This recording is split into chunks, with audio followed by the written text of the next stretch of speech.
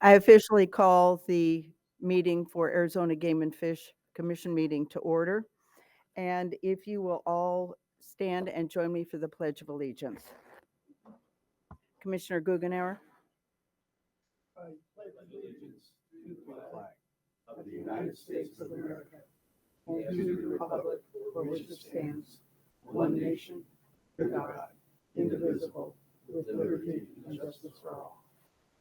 Please stay standing while we have a moment of silence. I'd like to pause to acknowledge a tragic loss in our state. Yesterday in Flagstaff, members of the Arizona Department of Public Safety, DPS, tragically lost their lives in a helicopter crash while in the line of duty. We extend our deepest condolences to their families, colleagues, and all who have been affected by this loss. In honor of their service and sacrifice, please join us in a moment of silence.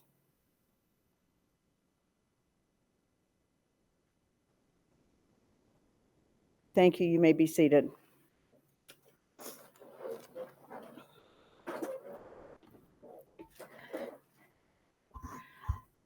Well, it's really exciting to be here and to have our very first meeting in the city of Maricopa.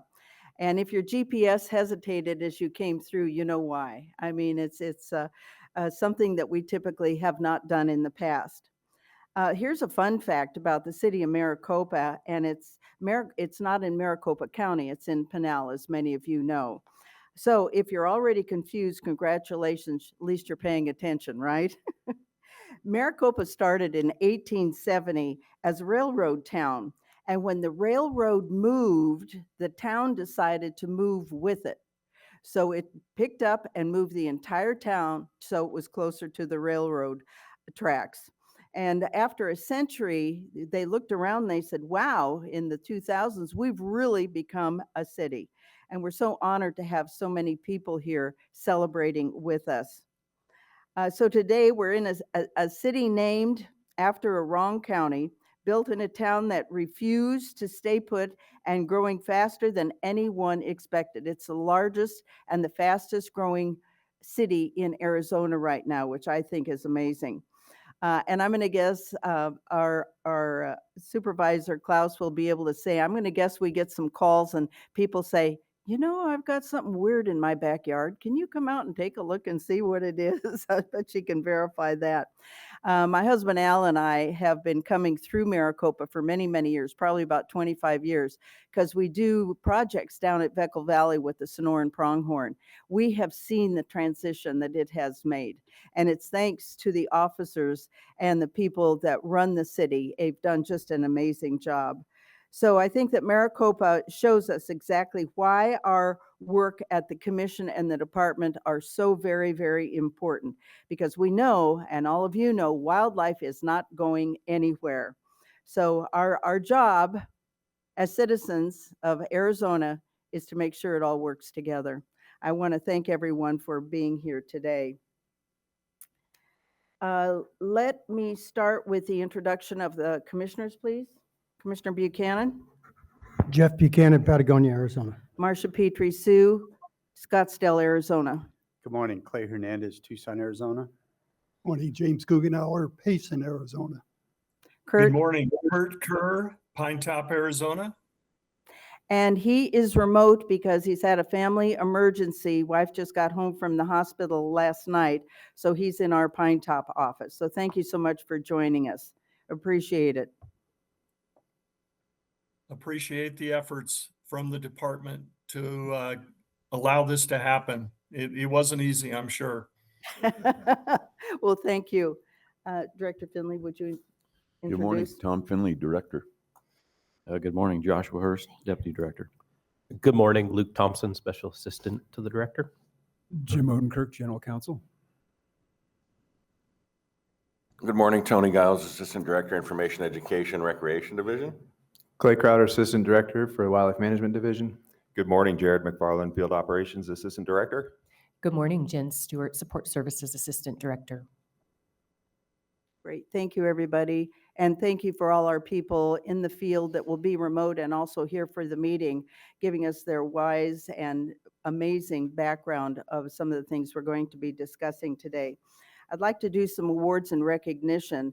So let's see, do we have Danielle here and Josh? Would you like to come up and we'll present some awards? Oh, yes, please. I'm sorry. Thank you. Turn your mic on. Yeah. Thank you. We have a couple of special guests here with us today. We have the Vice Mayor of Maricopa, Vincent Manfredi, here, as well as Council Member Amber Learman. Thank you guys so much for hosting us here in Maricopa. Would you like to come up and say a few words to address the commission? I didn't neglect you, Amber. I'm old and senile. I didn't think you did, Marcia. Good morning, everyone. Thank you so much for choosing to be here in the city of Maricopa. I'd like to welcome the commission and their department staff and everyone in attendance today. I hope you enjoy being here in our beautiful, very fast-growing city. And I want to thank you for stewarding and protecting our state. So thank you very much for the task that you have at hand, and welcome. Thank you so much. And Vice Mayor, would you like to say a few words? She speaks much more eloquently. Well, thank you so much both for being here. And we have some other guests that will be appearing as they have the time. So I know that Ed Sanchez will be introducing them as well. So when they come in, we'll have some additional introductions. So now, would we like to do the awards? That would be great. Thank you.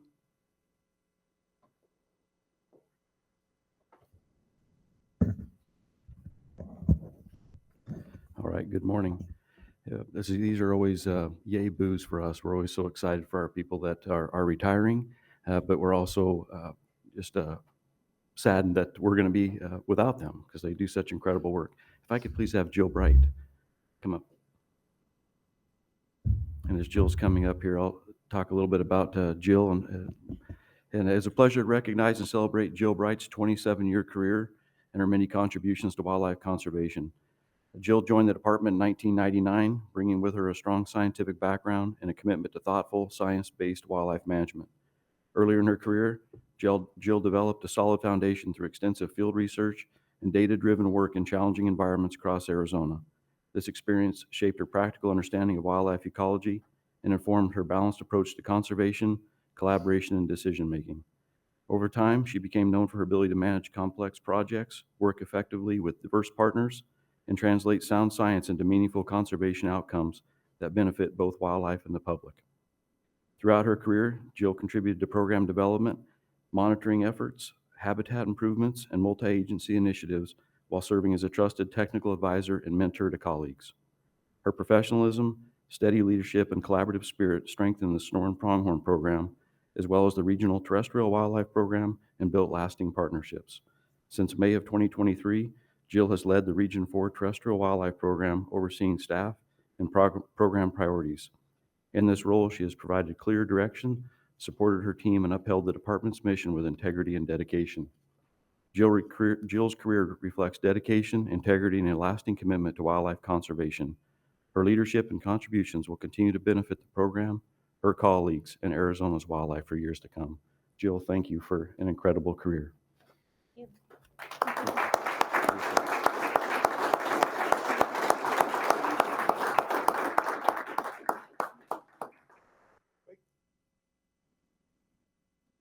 Jill, they would like to congratulate you.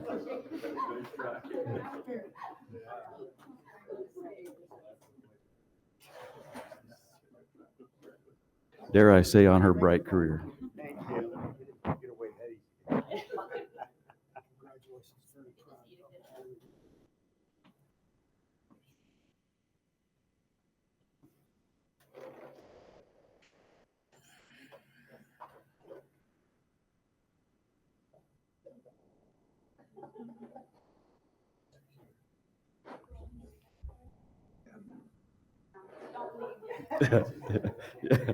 She's out of here. No.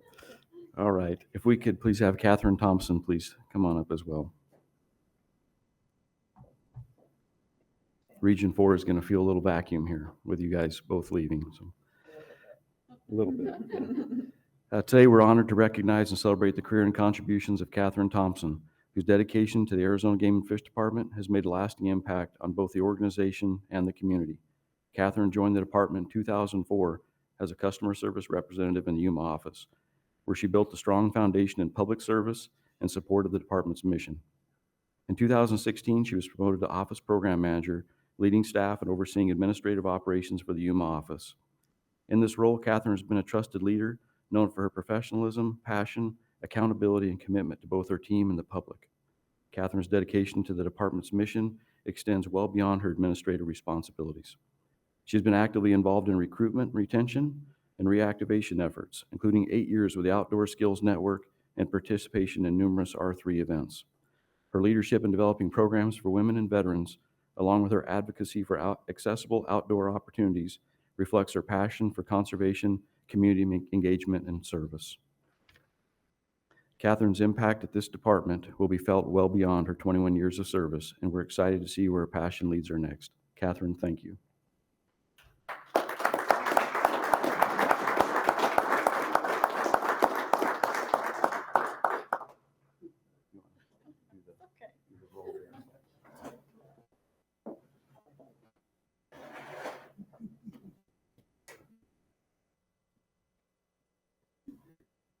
And we know Tim, I know her husband Tim is here. Thank you for your support, Tim, and allowing us to have Catherine for so many years.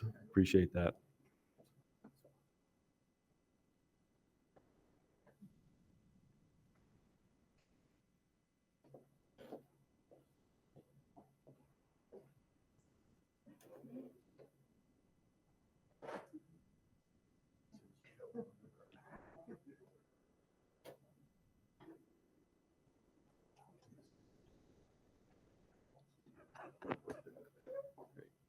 Thank you.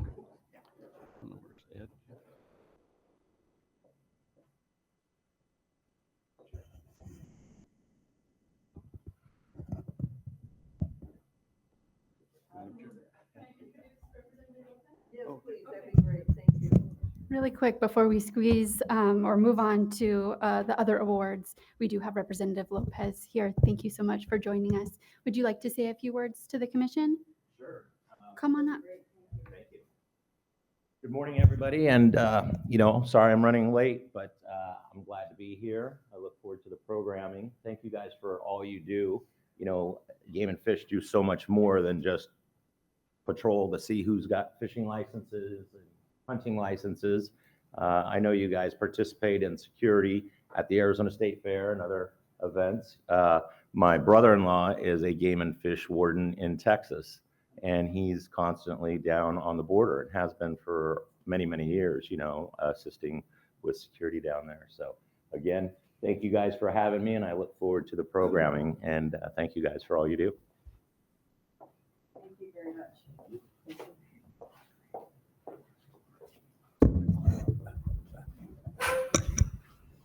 They said this moves. Okay, I just don't want to break it. There we go. All right, Jill Bright. Come on, back up. Yet again. The commission is honored to recognize Jill for her career-long commitment to wildlife conservation and her lasting contributions to the recovery of the Sonoran pronghorn, which we know well, don't we? We do. Yeah, interesting. Since joining the Arizona Game and Fish Department in approximately 1999, I like the way they say approximately. Maybe a little bit before, a little bit after, I don't know, approximately, right? Jill has demonstrated exceptional dedication, scientific excellence, and leadership in advancing conservation efforts across Arizona and the Southwest. Jill began her career with intensive field research rooted in her graduate work on American pronghorn. That's been extremely useful, not only for you and your studies, but also for us as a department. From 1999 through 2002, she conducted demanding aerial telemetry survey of radio-collared pronghorn across Arizona, collecting critical data of animal locations, group composition, and habitat use. At a time before GPS collars, I'm walking around there with all your equipment, this work required extraordinary skill and perseverance, often under extreme heat and turbulent flying conditions. Jill excelled in this challenging environment and quickly became a trusted and highly capable field biologist. In addition to aerial surveys, Jill spent extensive time conducting ground-based observations and collecting data to elevate forage preferences and habitat conditions. She also contributed to research evaluating the effects of military overflights on Sonoran pronghorn. Now, that is something that most people wouldn't even think about looking at. Just amazing work. With the U.S. Fish and Wildlife Service and Department of Defense partners to collect field observations that ultimately demonstrated these activities were not harmful. That was a big deal back then, not harmful. This work ensured management decisions were guided by sound science and strength critically interagency partnerships. One of Jill's most enduring contribution was her role in developing a slidability model for Sonoran pronghorn, a tool that continues to be used today to estimate population size. She also helped organize and lead complex aerial surveys in both Arizona and Mexico, because we know they just don't hang around in one spot, and contributed to research examining predator dynamics, including efforts to understand the effects of water development on predator populations. I know a couple of those projects in Veckle Valley, we actually had the electrical around the outside of that because we knew there were mountain lions that were looking for lunch. Yeah, so you managed that beautifully.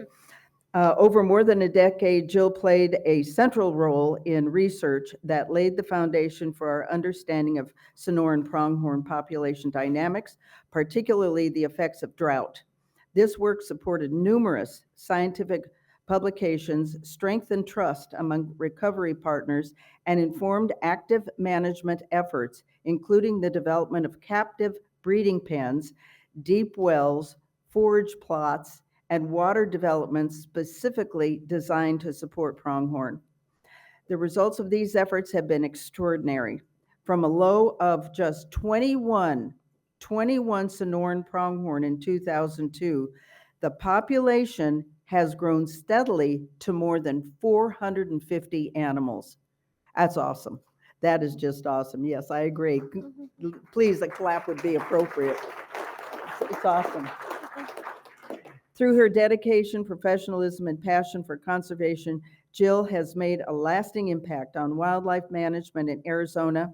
The Commission is proud to recognize her with this certificate of appreciation for your outstanding work. So thank you so much, Jill. And yet another keepsake.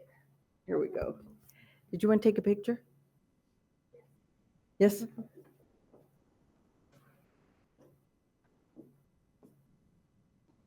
Thank you so much. Thank you so much. Another round. Thank you, Veronica.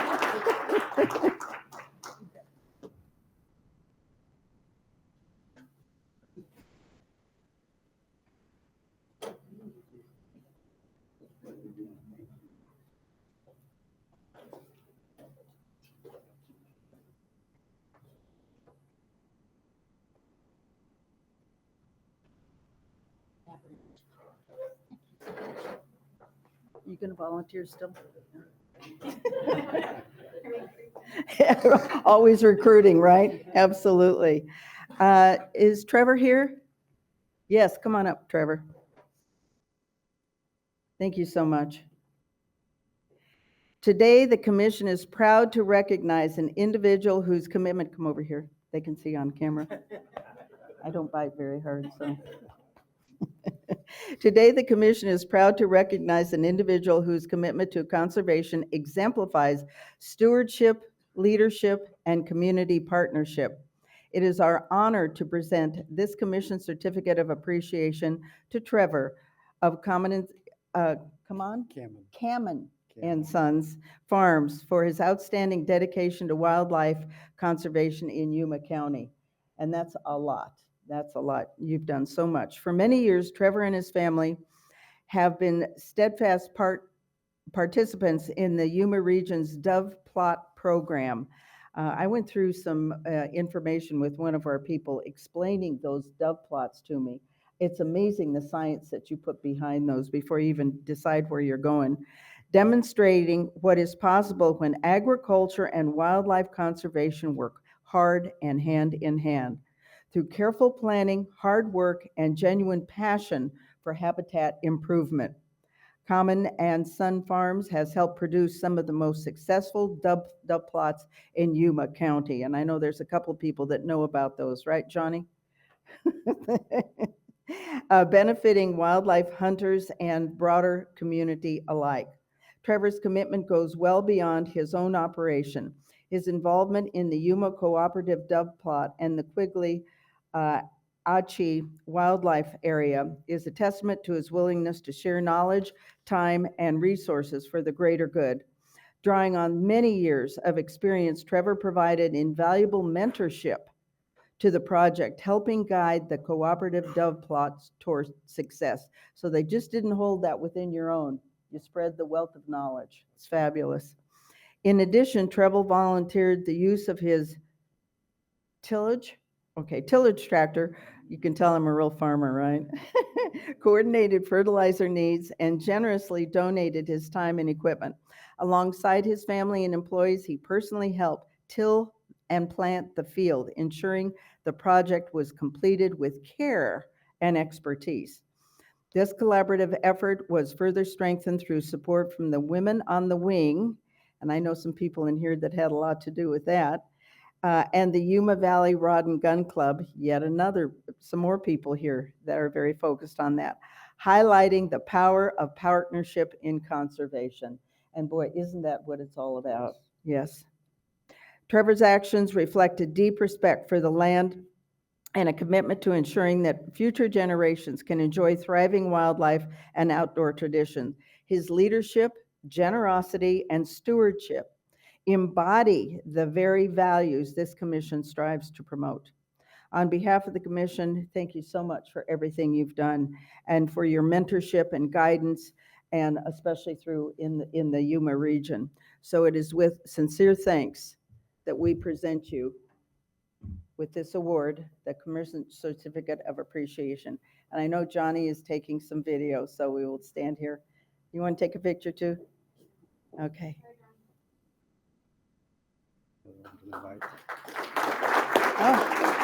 Oh. Got it? Thank you so much. Appreciate it.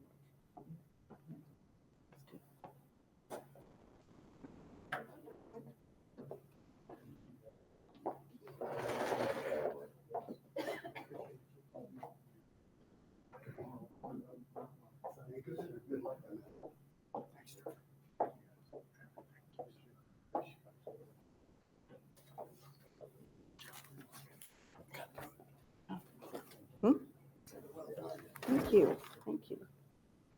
Okay. It's here. Oh, there you are. I miss seeing you because the sun is just, I have to kind of sit back here. Sorry. Are you ready, Supervisor? Yes. Okay, great. Thank you. And we'll have regional highlights now. Boy, that's right. Yeah.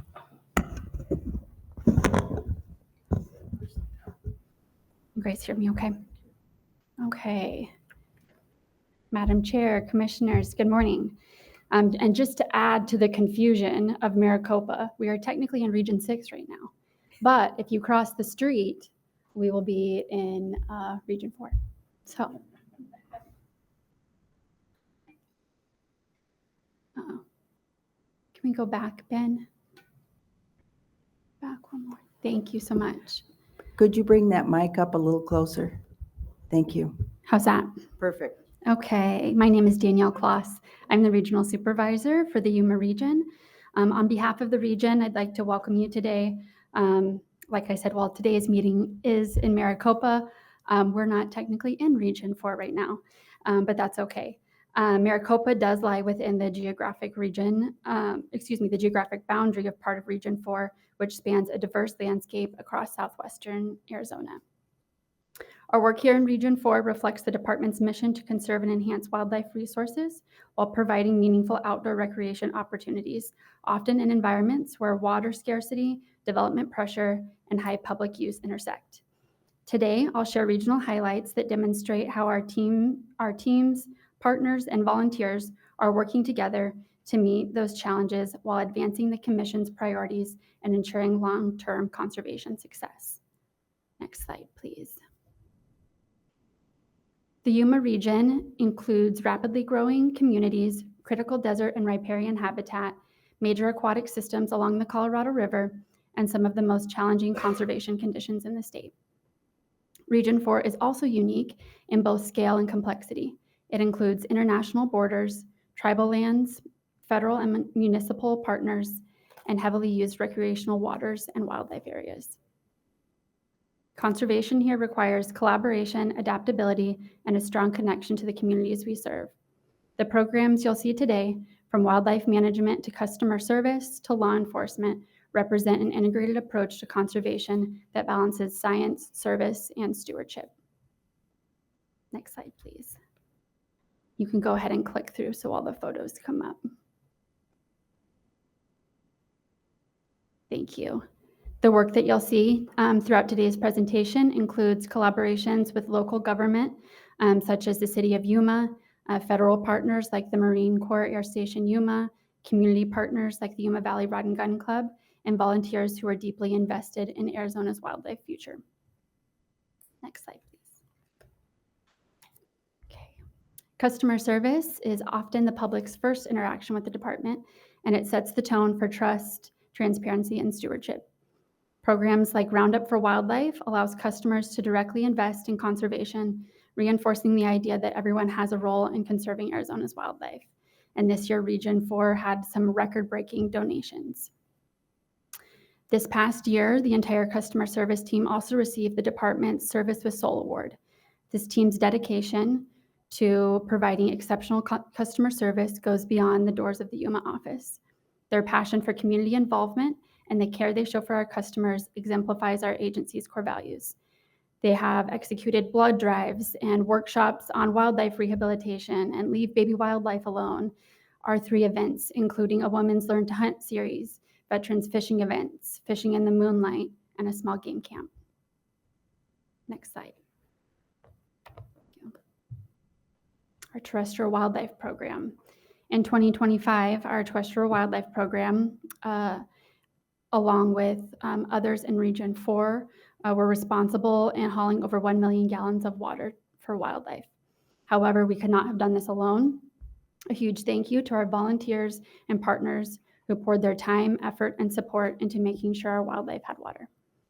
This program continues to work with development and our other partners to improve drought resiliency across the landscape. This program works closely with the Department of Defense and other federal partners to expand conservation outcomes, including intensive efforts supporting Sonoran pronghorn recovery, one of our most iconic and sensitive species. Through surveys, game management, and drought resiliency strategies, we ensure decisions are grounded in data while remaining adaptable to changing environmental conditions. Next slide, please. This is just some more photos from our terrestrial wildlife program. Next slide. Although this is not an employee-staffed program, I would definitely be remiss if I did not discuss our regional volunteer program. Volunteers are a force multiplier for the department, and Region 4 benefits enormously from their dedication. With over 100 active volunteers contributing more than 7,100 hours in 2025, their impact in the water program, in public outreach, in aquatic surveys, there really isn't a program in the region that our volunteers haven't supported. Our strong local partnerships and support from our volunteers and our volunteer coordinator ensures that volunteers are trained, supported, and integrated into our department priorities, strengthening our community ownership of conservation. Next slide, please. our aquatic wildlife program. Our aquatic resources are central to recreation and conservation in Region 4 and in the western part of Arizona. Our bass and our catfish surveys support adaptive fisheries management and help maintain quality angling opportunities. We also have a lot of partner engagement on our bass and catfish surveys. If you've ever been on an electrofishing survey or you've ever seen any of the flathead catfish that we've pulled out of the Colorado River, you could see why everybody's really excited to engage with us and come on those surveys. So we have folks from Marine Corps Air Station, Yuma Proving Grounds, the Air Force, and other agencies that like to come. And it's great because it gets our partners engaged in understanding our mission. The Lake Havasu Fisheries Improvement Program demonstrates how collaboration can enhance habitat and that fisheries outcomes on a regional scale. Our public-facing initiatives, such as the Wildlife Views feature on our bass surveys, our collaboration with the City of Yuma video that promoted ethical fishing, and our 3 community fishing events help connect anglers to conservation ethics and responsible use of aquatic resources. Next slide, please. The Habitat program had a number of projects this year, such as the cleanup of our Mitri Lake Wildlife Area, our cooperative dove plot, which was just mentioned, and our Quigley-O'Shea Pond project. These all are improving wildlife habitat while also enhancing public access and recreational opportunity. These projects are accomplished through strong collaboration with local communities, volunteers, non-governmental organizations, agricultural partners, municipal, state, and federal agencies. Community involvement not only accelerates our project implementation, but also fosters long-term stewardship by strengthening public awareness and investment in wildlife habitat conservation. This program also stays very busy with project evaluations in coordination with federal agencies to ensure alignment with broader conservation goals, supporting the Commission's emphasis on responsible land and habitat stewardship. Next slide, please. Our wildlife managers play a critical role in ensuring sustainable wildlife management, effective partnerships, and responsible use of department resources by implementing multiple programs within each district.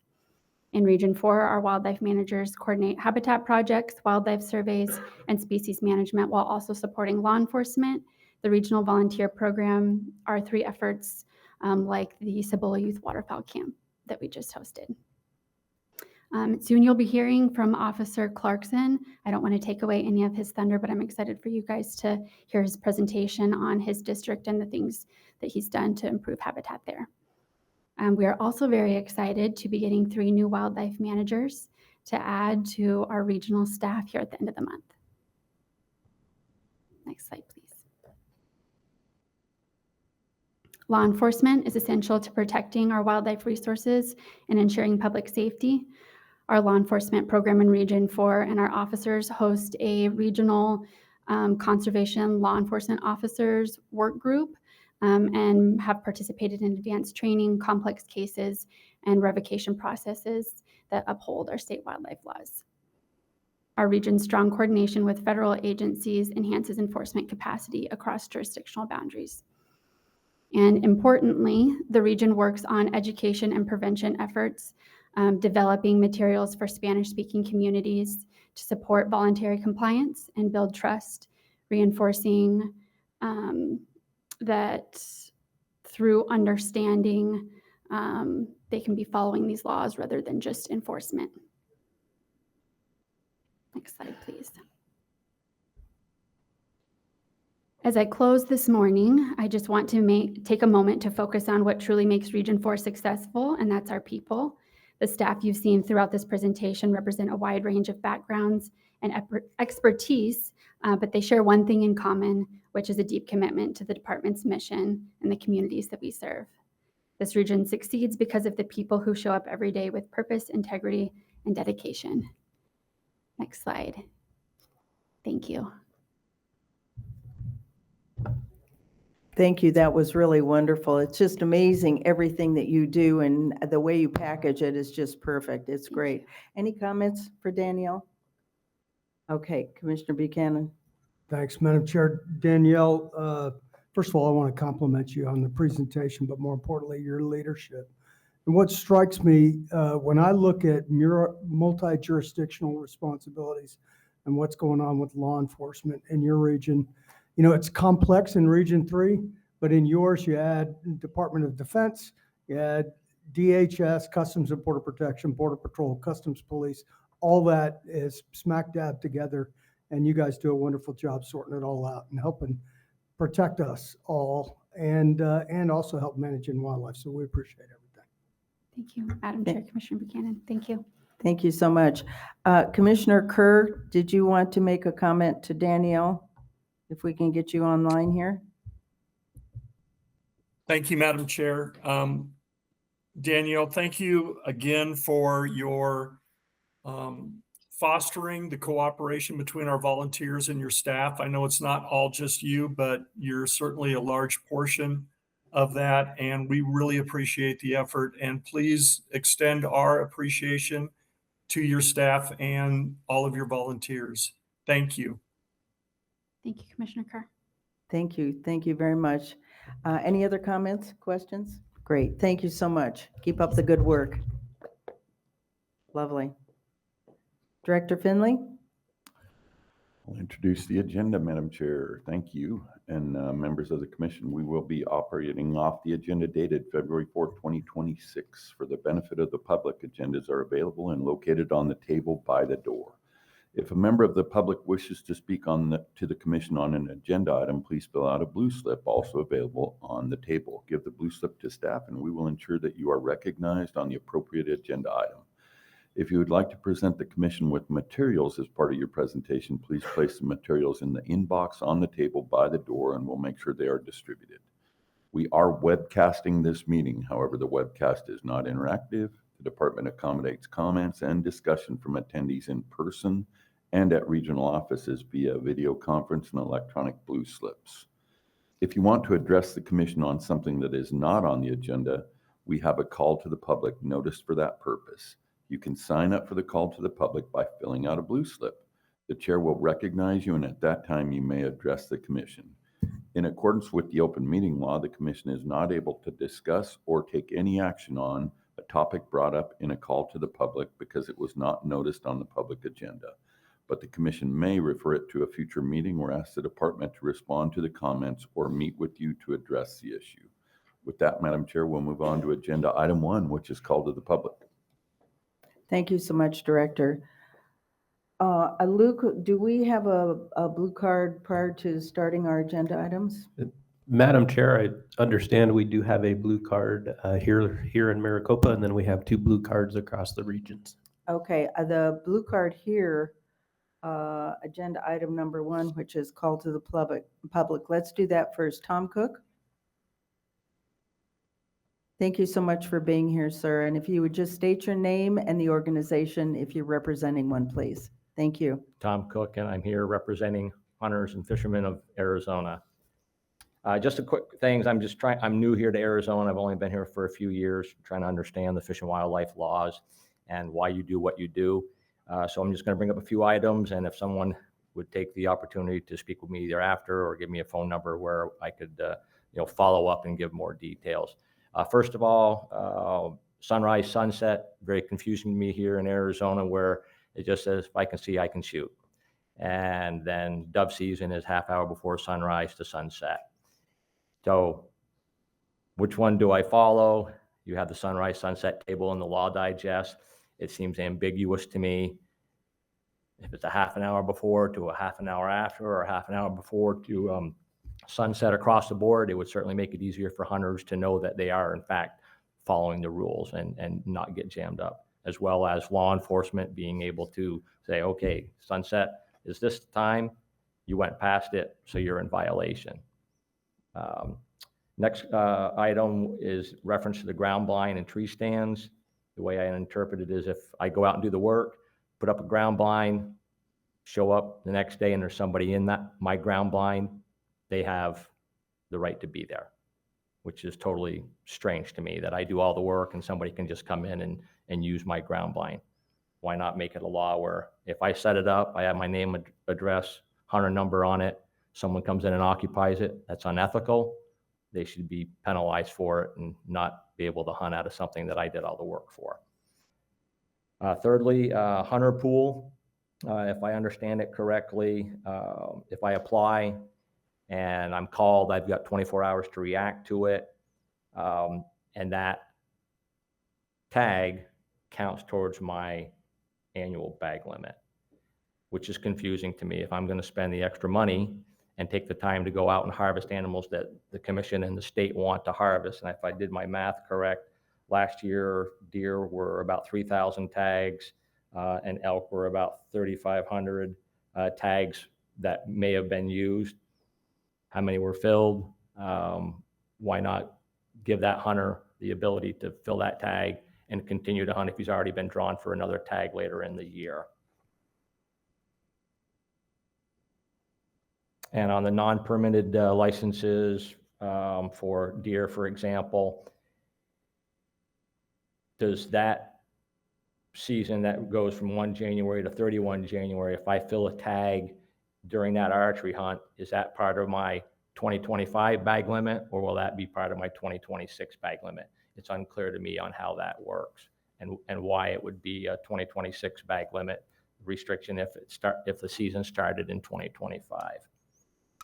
I know there are a lot of questions that I just brought up, and I'm just curious if there's a warden or someone that I could speak to get a better understanding of how to do things correctly here in Arizona.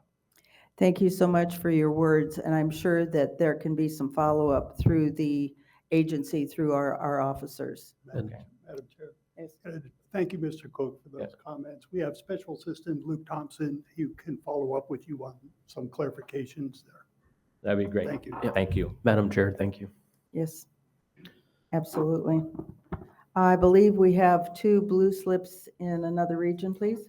Madam Chair, that's correct. I think we'll go to headquarters.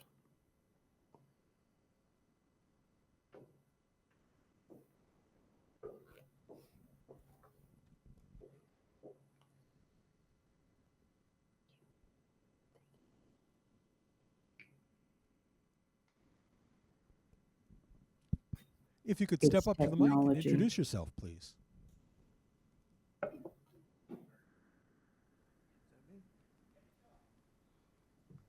Hello.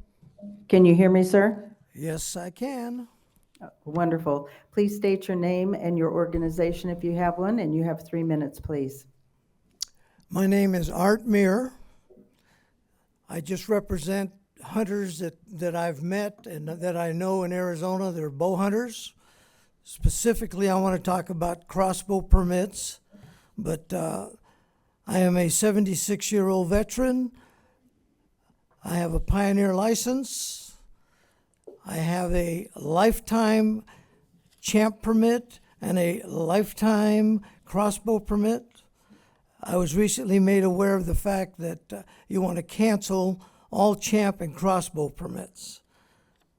I submit that the proposed changes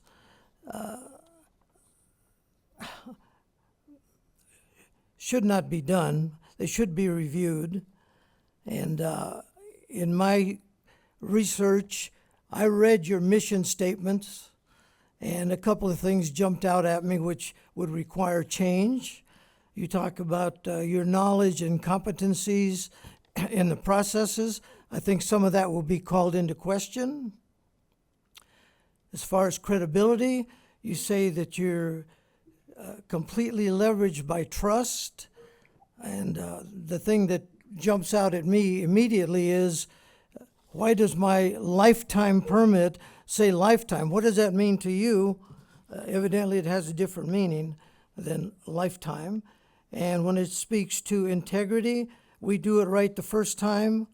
Those of us that have these permits counted on that being the case. I contacted the American Disabilities Act federal and state offices here in Arizona, and they are the ones who determine who the medical professionals are that can qualify reasonable accommodations. The federal office gave me an example of people in the motor vehicle division who receive a lifetime handicap sticker or placard, whatever you want to call it. It requires certification by a doctor of medicine, osteopathy, podiatry, or chiropractor licensed in the United States. The current champ and crossbow permits read the same and do meet ADA standards. Regarding the crossbow, the use of a scope on a crossbow, my question is, why is it okay to use a scope on a high-powered rifle with a shooting range of up to 300 yards and a ballistic range of up to a mile, but not okay to use a scope on a crossbow with the maximum range of 100 yards? I call the Rocky Mountain Elk Foundation and several other game and fish states with game and fish offices, the restrictions varied from use of a crossbow being fine, people over 65 being allowed to use a crossbow without a permit. All of the different states that I called do fall within the guidance of the American Disabilities Act. Sir, if you can take just a few seconds to wrap up, we will Okay. have someone follow up with you. All right, in closing, I request that you focus on the problem and not just use a broad brush approach, which really injures some of us and who have a champ or crossbow permit. And I recommend that you grandfather, if you're not going to make a change, grandfather some of the groups, such as the pioneer groups, DAV groups, and handicap groups, to accommodate and assess access, given access to help us to enjoy the great outdoors. Thank you for listening. Thank you, sir, and thank you for the research that you've done on that topic. Appreciate you. Madam Chair, I think we'll go to Region 4. Mr. Beach is standing by.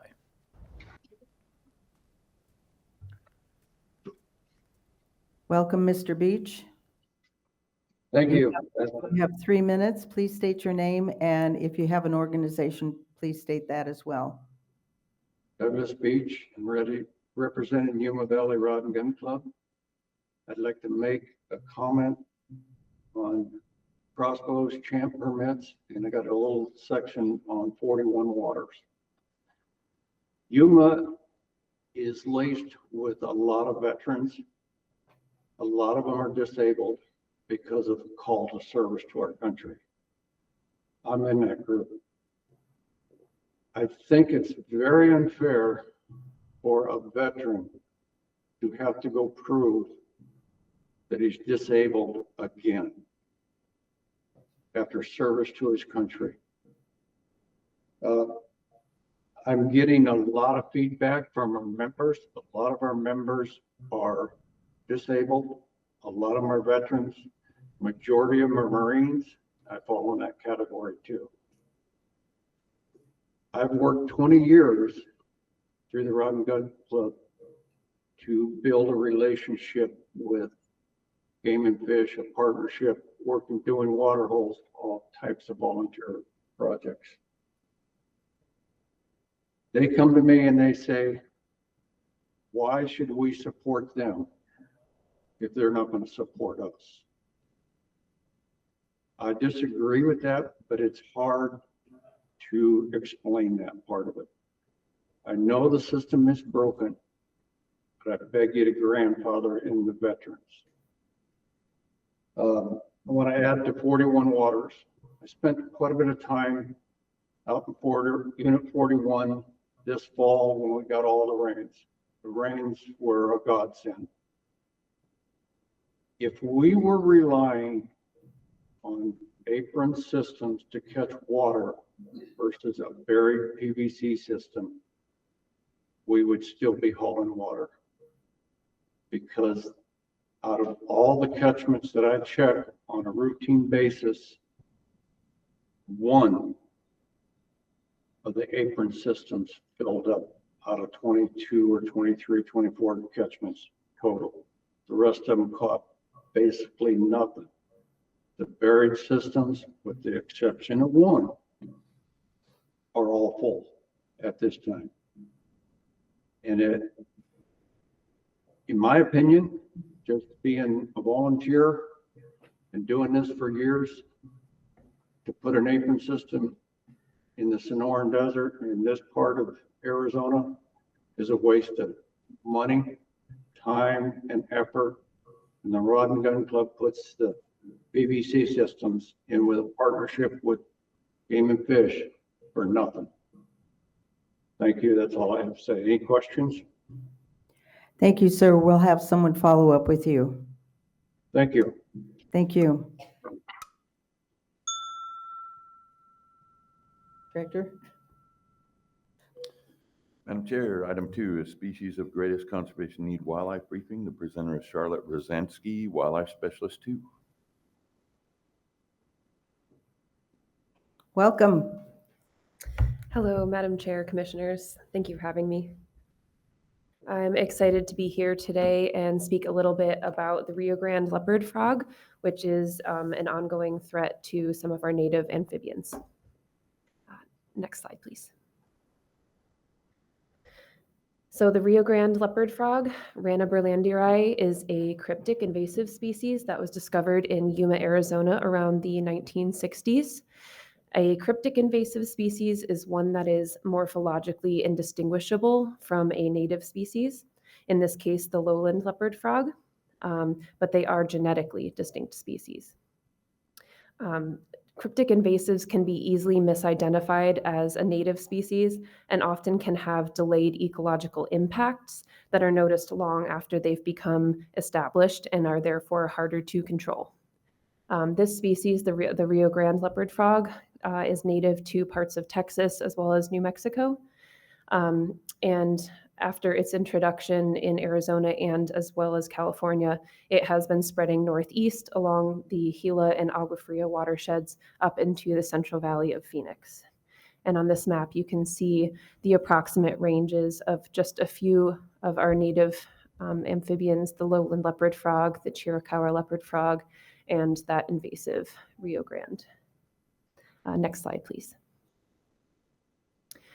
The Rio Grande leopard frog occupies lowland leopard frog, Rana yavapaensis habitat, and there is the potential for hybridization between these two species, as is very common with a lot of amphibian species. Since their introduction in the 1960s, the rapid population expansion has led to greater morphological variation in Rio Grande leopard frogs, especially in the appearance of the dorsolateral folds, coloration, and thigh pattern, which is what we field biologists use to identify leopard frog species, further confounding identification of these in the field. And there are some studies that have shown that the invasive populations of this frog now appear more similar to our native frog than individuals of their native range. Additionally, their diet and breeding ecology is very similar, but Rio Grandes are often found in higher numbers occurring with non-native species such as non-native fish, bullfrogs, crayfish, as well as in agricultural areas, stock tanks, and may be better adapted to these disturbed conditions. They have also been documented as being very good dispersers.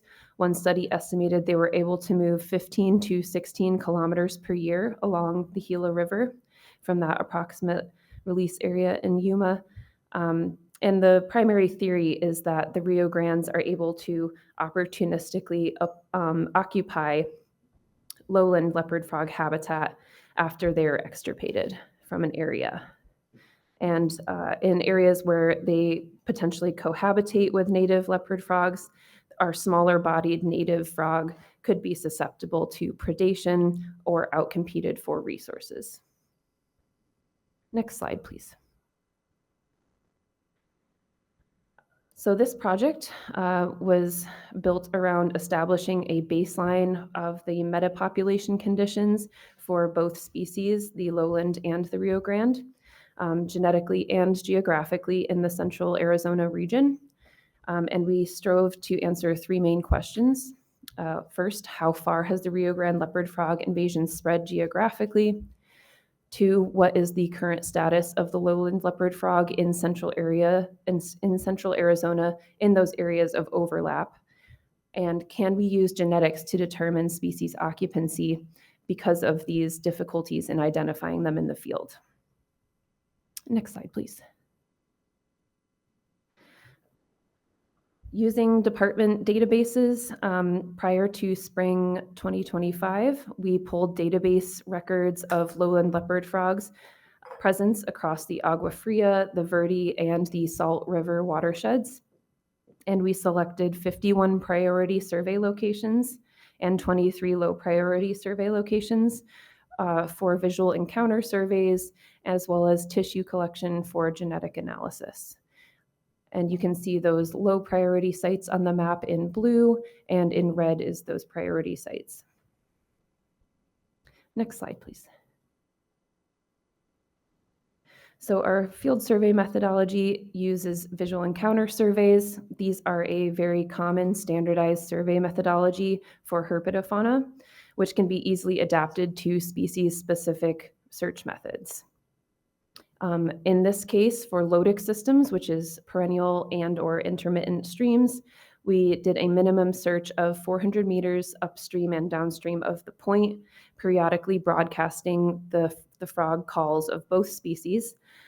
They do have distinct calls, but I should note that leopard frogs in general do have a very low response rate to call playback. And then for lotic systems like ponds and stock tanks and artificial water catchments, we conducted full perimeter searches at a distance as well as up close, and then used dip nets to search for tadpoles.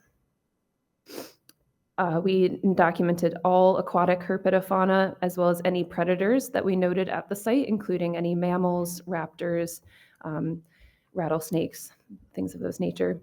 And we additionally did note all invasive species and identified non-native fish to species whenever possible. Any leopard frogs that we observed and we were able to capture, we collected tissue from with a target of 1 to 10 samples per site. And this involves a small toe clip of a non-dominant toe, something that will not affect them long-term, as well as for tadpoles, a small tail clip. And then for future research, when these genetic results become available, we did collect a specimen whenever possible from each site so that we could look back at those morphological features and potentially pull out some more identifying features. Next slide, please. So this project is a collaboration between the Wildlife Contracts Branch, the Terrestrial Wildlife Branch Ranted Frogs Program, as well as the University of Arizona, which will be handling the genetic analysis component of this project. This is a schematic of the genetic procedure that they'll be using to develop the panels to tell between the two species. They're going to be using something called dd-rad sequencing, which is a cost-effective and efficient method for gathering a lot of genetic information in one shot. And while this initial process will take some time, as there is not a readily available panel for these two species in Arizona, in the future it should be relatively quick and easy to get a species ID confirmation from a site. So they'll be able to sequence this DNA, pull out those species-specific polymorphisms, and then we'll be able to deploy that panel in the future. Next slide, please. From June to November of this year, we conducted 63 visual encounter surveys across 51 sites in central Arizona, and this was a combination of day and nocturnal surveys.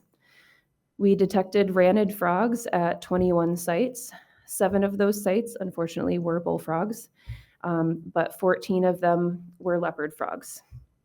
We were able to collect 16 specimens and 56 unique tissue samples from 56 individuals, which was great because that means we did have a large enough sample size to be statistically significant.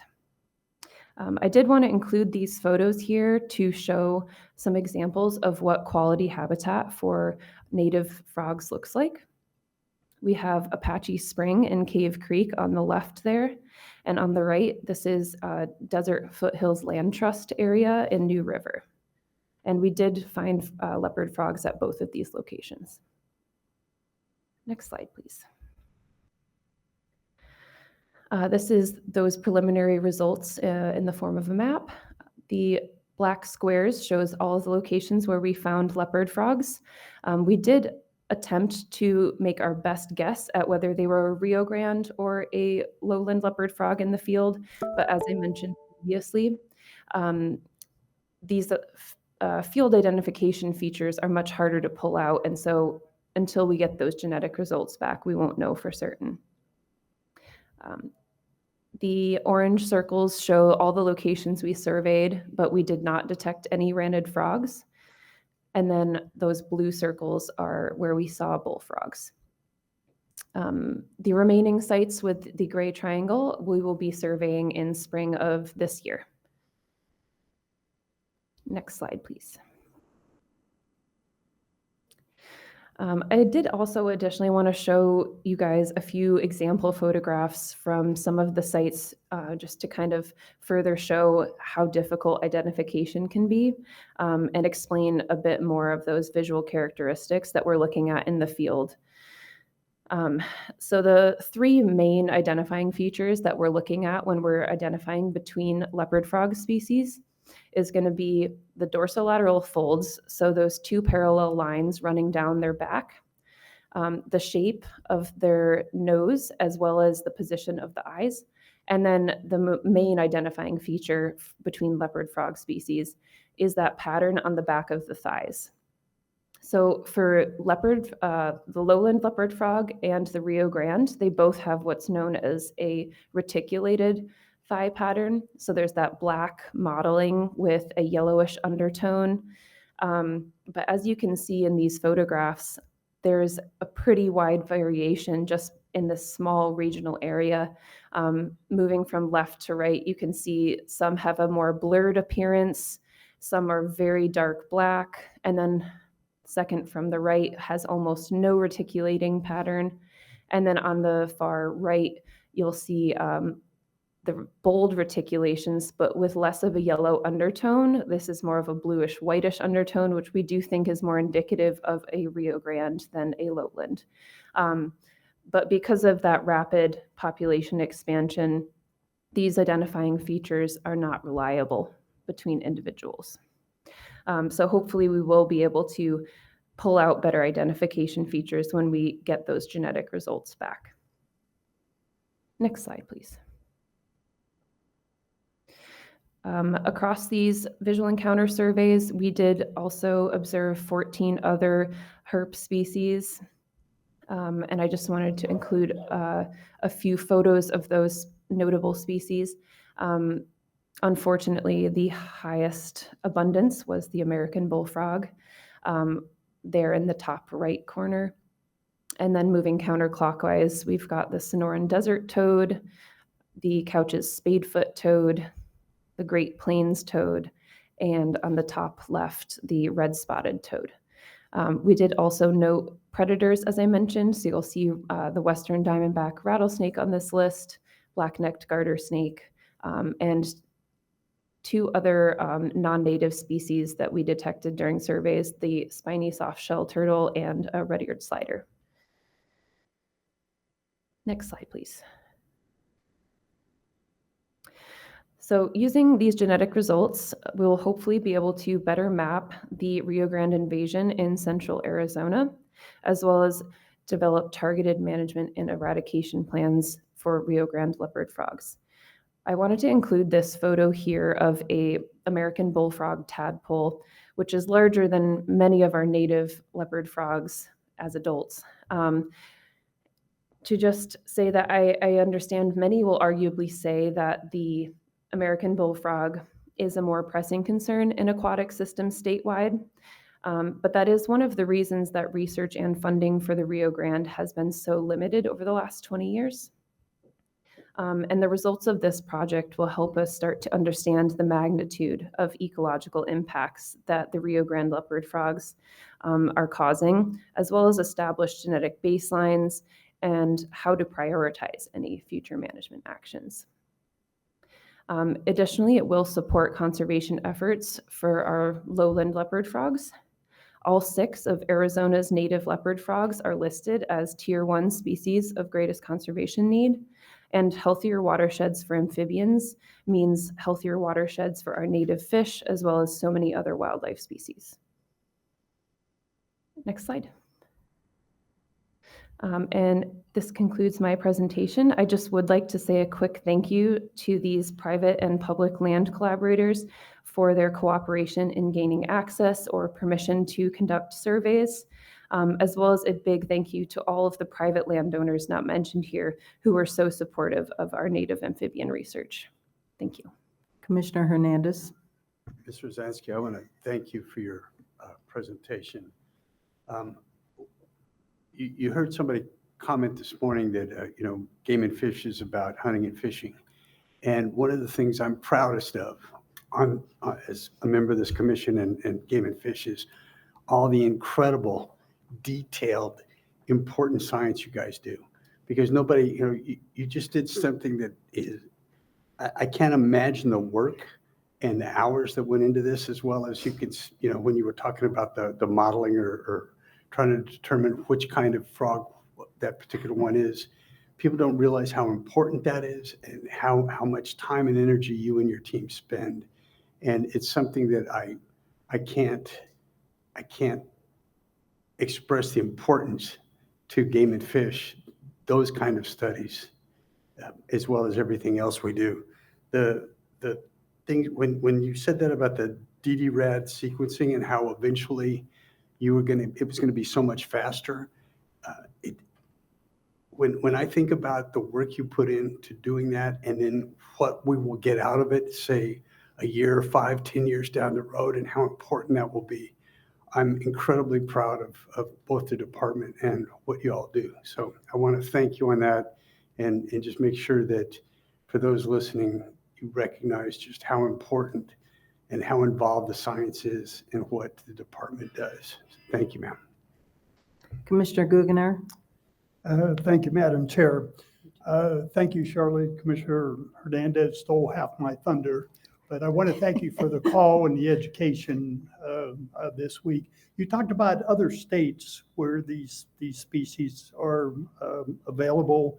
Is there any collaboration between these states to kind of put together a more holistic map of the southwest of the spread? That is a really great question.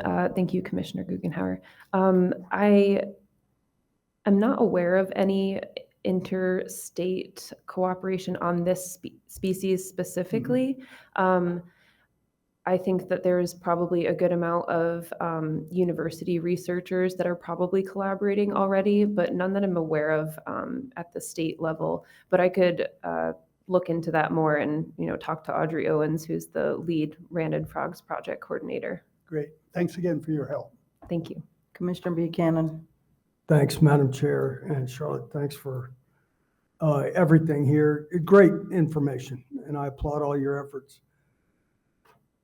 It seems to me that all this great work is it's really focused on understanding the nature of the problem here. But I want to touch a little bit on your second to last slide, which was about the way ahead. And there are some management implications depending on what you learn. My own experience with invasive species, whether it's feral hogs in the southeast or brown snakes in Guam or mongoose in Hawaii or bullfrogs in Arizona, is you have a really hard time killing your way out of the problem. And so I encourage you to figure out how do we make the right management decisions to have the greatest effect, and whether that's isolating pure strains, if you will, of lowland leopard frogs and ensuring that we can defend those. I don't know what the answers are, but my instinct is we're not going to be able to eradicate all the Rio Grande leopard frogs, period. We may be able to do a good job protecting small populations. So I look forward to learning from you more in the future. And most importantly, I look forward to expanding my knowledge about how to deal with invasive species. I love the collaboration that you're doing, and I'm wondering, and somebody far smarter than I, is WAFA involved at all, the Western Association of Fish and Wildlife Agencies? Is this an issue throughout the West, or is it just Arizona, or would that be helpful? From the people that I've spoken to, it seems like this issue, like I've said, has gone kind of under the radar a bit for the last, I think since about the 2010. Most of the state and federal research has kind of halted in favor of some more pressing concerns. It just has not been a priority. But the private, just conversations that I've had with other wildlife biologists at conferences and stuff where, there's a few that have, now retired, and they're like, I'm so happy this is getting attention. I've been trying to, bring up these points for years, and it's really great to see it getting attention at the state level. So I do think there's a lot of room for more cooperation in the future. Excellent. Really well done. I really enjoyed our conversation too. The pictures are, it's amazing to me how similar, and I can't imagine the training that your folks and you have been through to be able to recognize the difference. Thank you so much for that excellent presentation. Thank you, Madam Chair, Commissioners. Thank you. Thank you.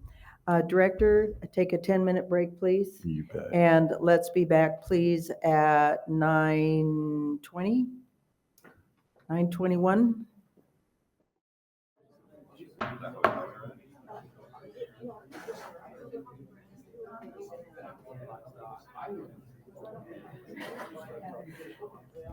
Please be seated.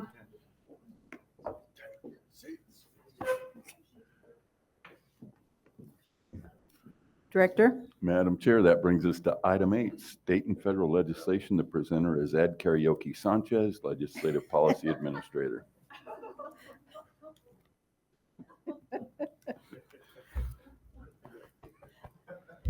Madam Chair, members of the commission, for the record, my name is Ed Sanchez, and I'm the legislative liaison for the department. And thank you, I appreciate that. I enjoy my after hours. So, and I have a legislative update, and with the team members behind me too. So I appreciate that. A legislative update for you for this month. Very busy and continuing to move forward on issues of that impact the department. So next slide, please. Right, so we're at 26 days, and we have 1,870 bills introduced. It's a record already, and they're looking at having 2,000 bills by today. So it's definitely it definitely impacts the way we approach and advocate down at the legislature. It's different, getting time with legislators. All these things, as we discussed as a department about how we put together and strategize moving forward on bills of support and opposition. So, and I just wanted the picture down there was again a part of advocacy. Representative Sandoval, Linda, says hello, and just part of our daily engagement with them down there. So we have about 19 bills so far that we prioritized. We continue to watch on a daily basis, with about 60 bills total that we kind of monitor. So that's kind of and I think that's probably where we're going to be right now, I think, and hope going forward for the rest of the session. Next slide, please. And so we'll go right into the monitored legislation. But before I do that, I wanted to talk about upcoming LAURA committee. And again, LAURA stands for Land, Agriculture, and Rural Affairs Committee. And that will be where most of the wildlife-related bills will be heard this session.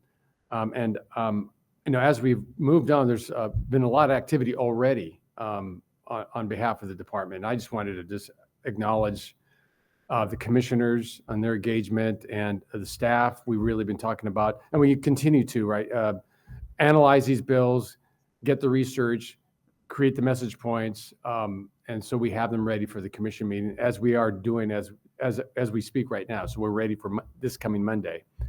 But I also want to talk about a lot of the stakeholders. I mean, I think there's been a lot of engagement, and we hope and expect there'll be more engagement with them, with members, both at the legislative and executive levels.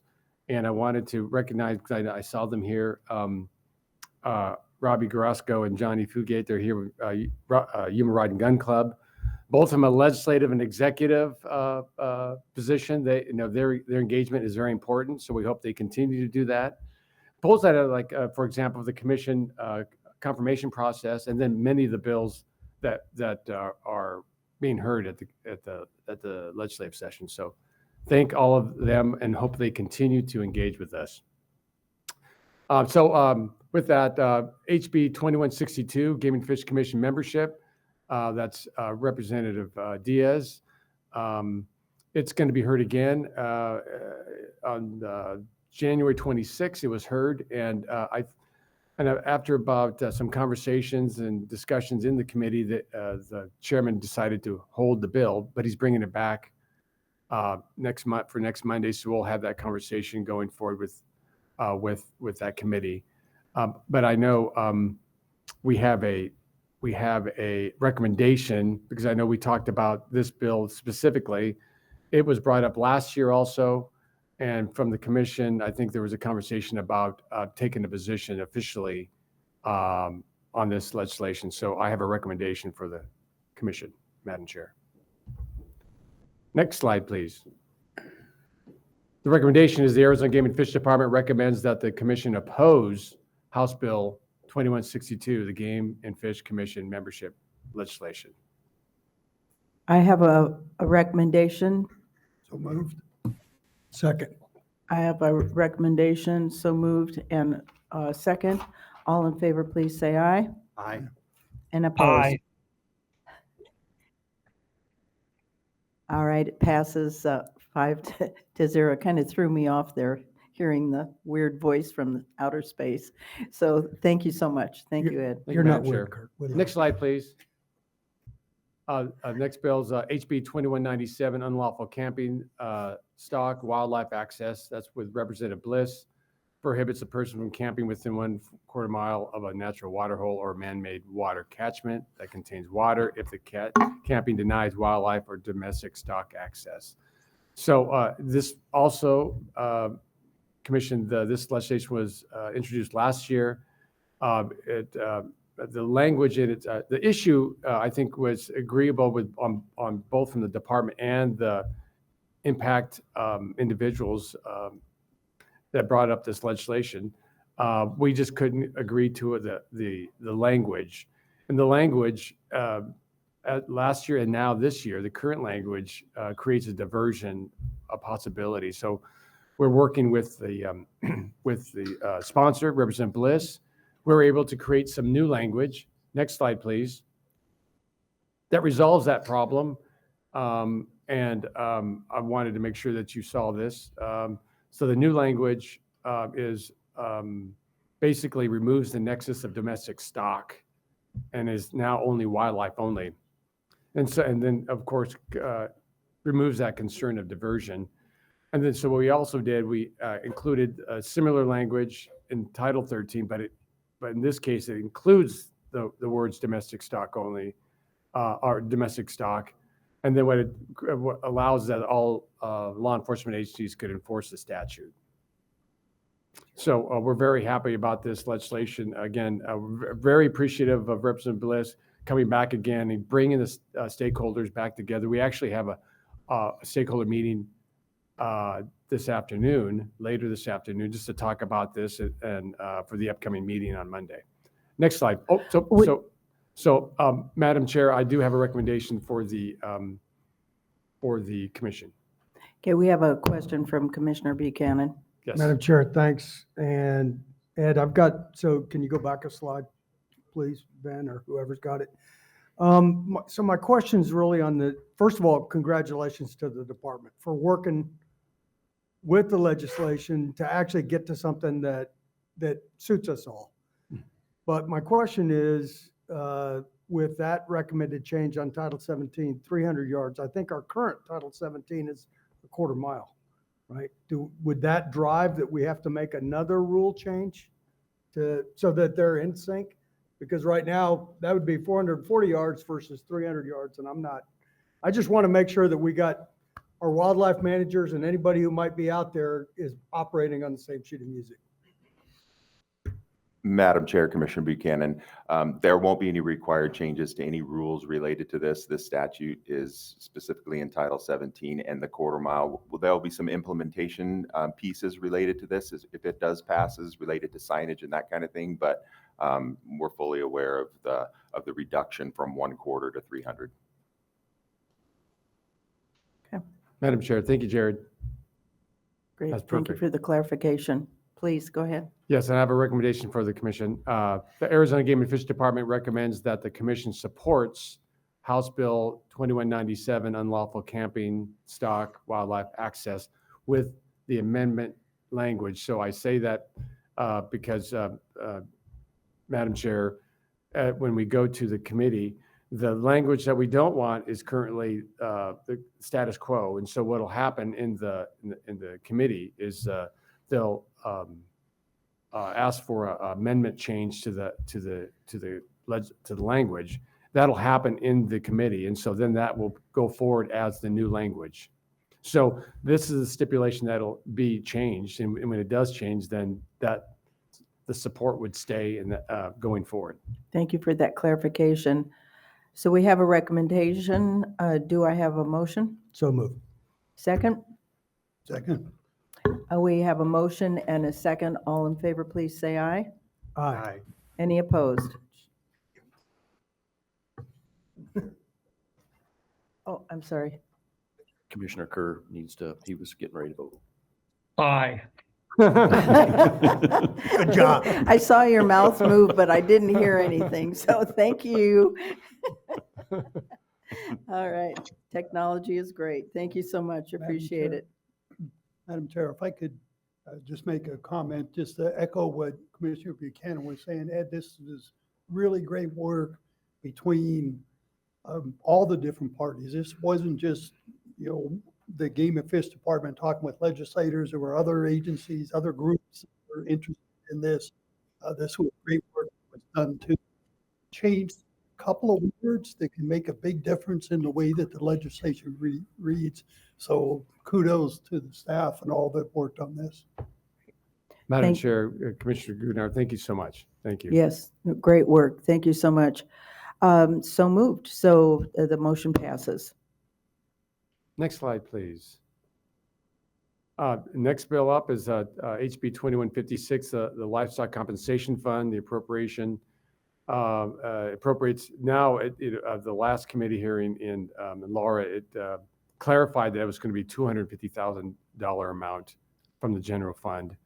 Again, passed out of Laura in January 26th, and now it passed out of appropriations 10-7. With the amendment, they changed the amendment of the 250 on each committee, so that's kind of part of the process. So that continues on the process. We'll continue to monitor that legislation to see how that works through and it's going to be somewhat challenging because there's a lot of funding issues and a lot of requests for appropriations. So at some point in time, this bill will get to a certain level and stop, and then be thrown in a bucket where it'll be considered, if whether it will be funded going forward in the budget year. HB 2162, Game and Fish Commission membership. Again, Representative Diaz represents this bill.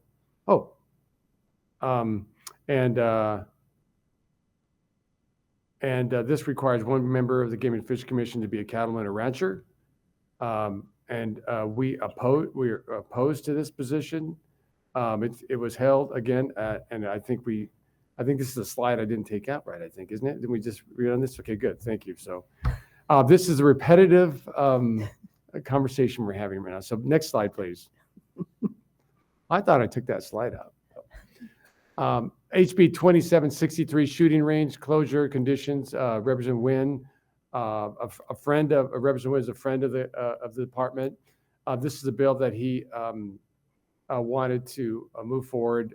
What it does, it requires adoption of a joint resolution. There's 5 steps currently. He felt it was necessary to have a legislative step in that process, and so it passed out of the Judiciary Committee 8-1. So that will start moving forward. Probably have a couple of steps in the floor process, but I anticipate we'll probably see this thing move.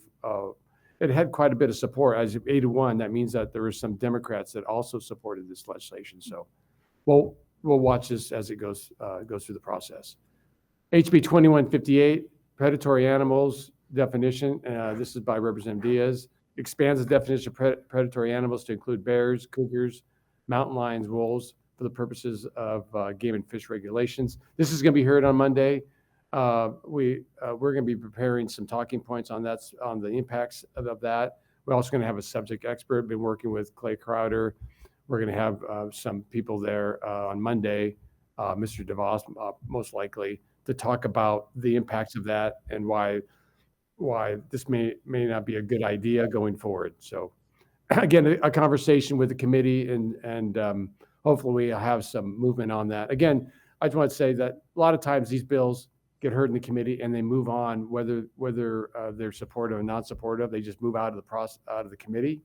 It's a part of the process. So as there's touch points to the process, we're going to continue to have our conversations with members. And so hopefully this bill would either probably be changed or go away entirely. Next slide, please.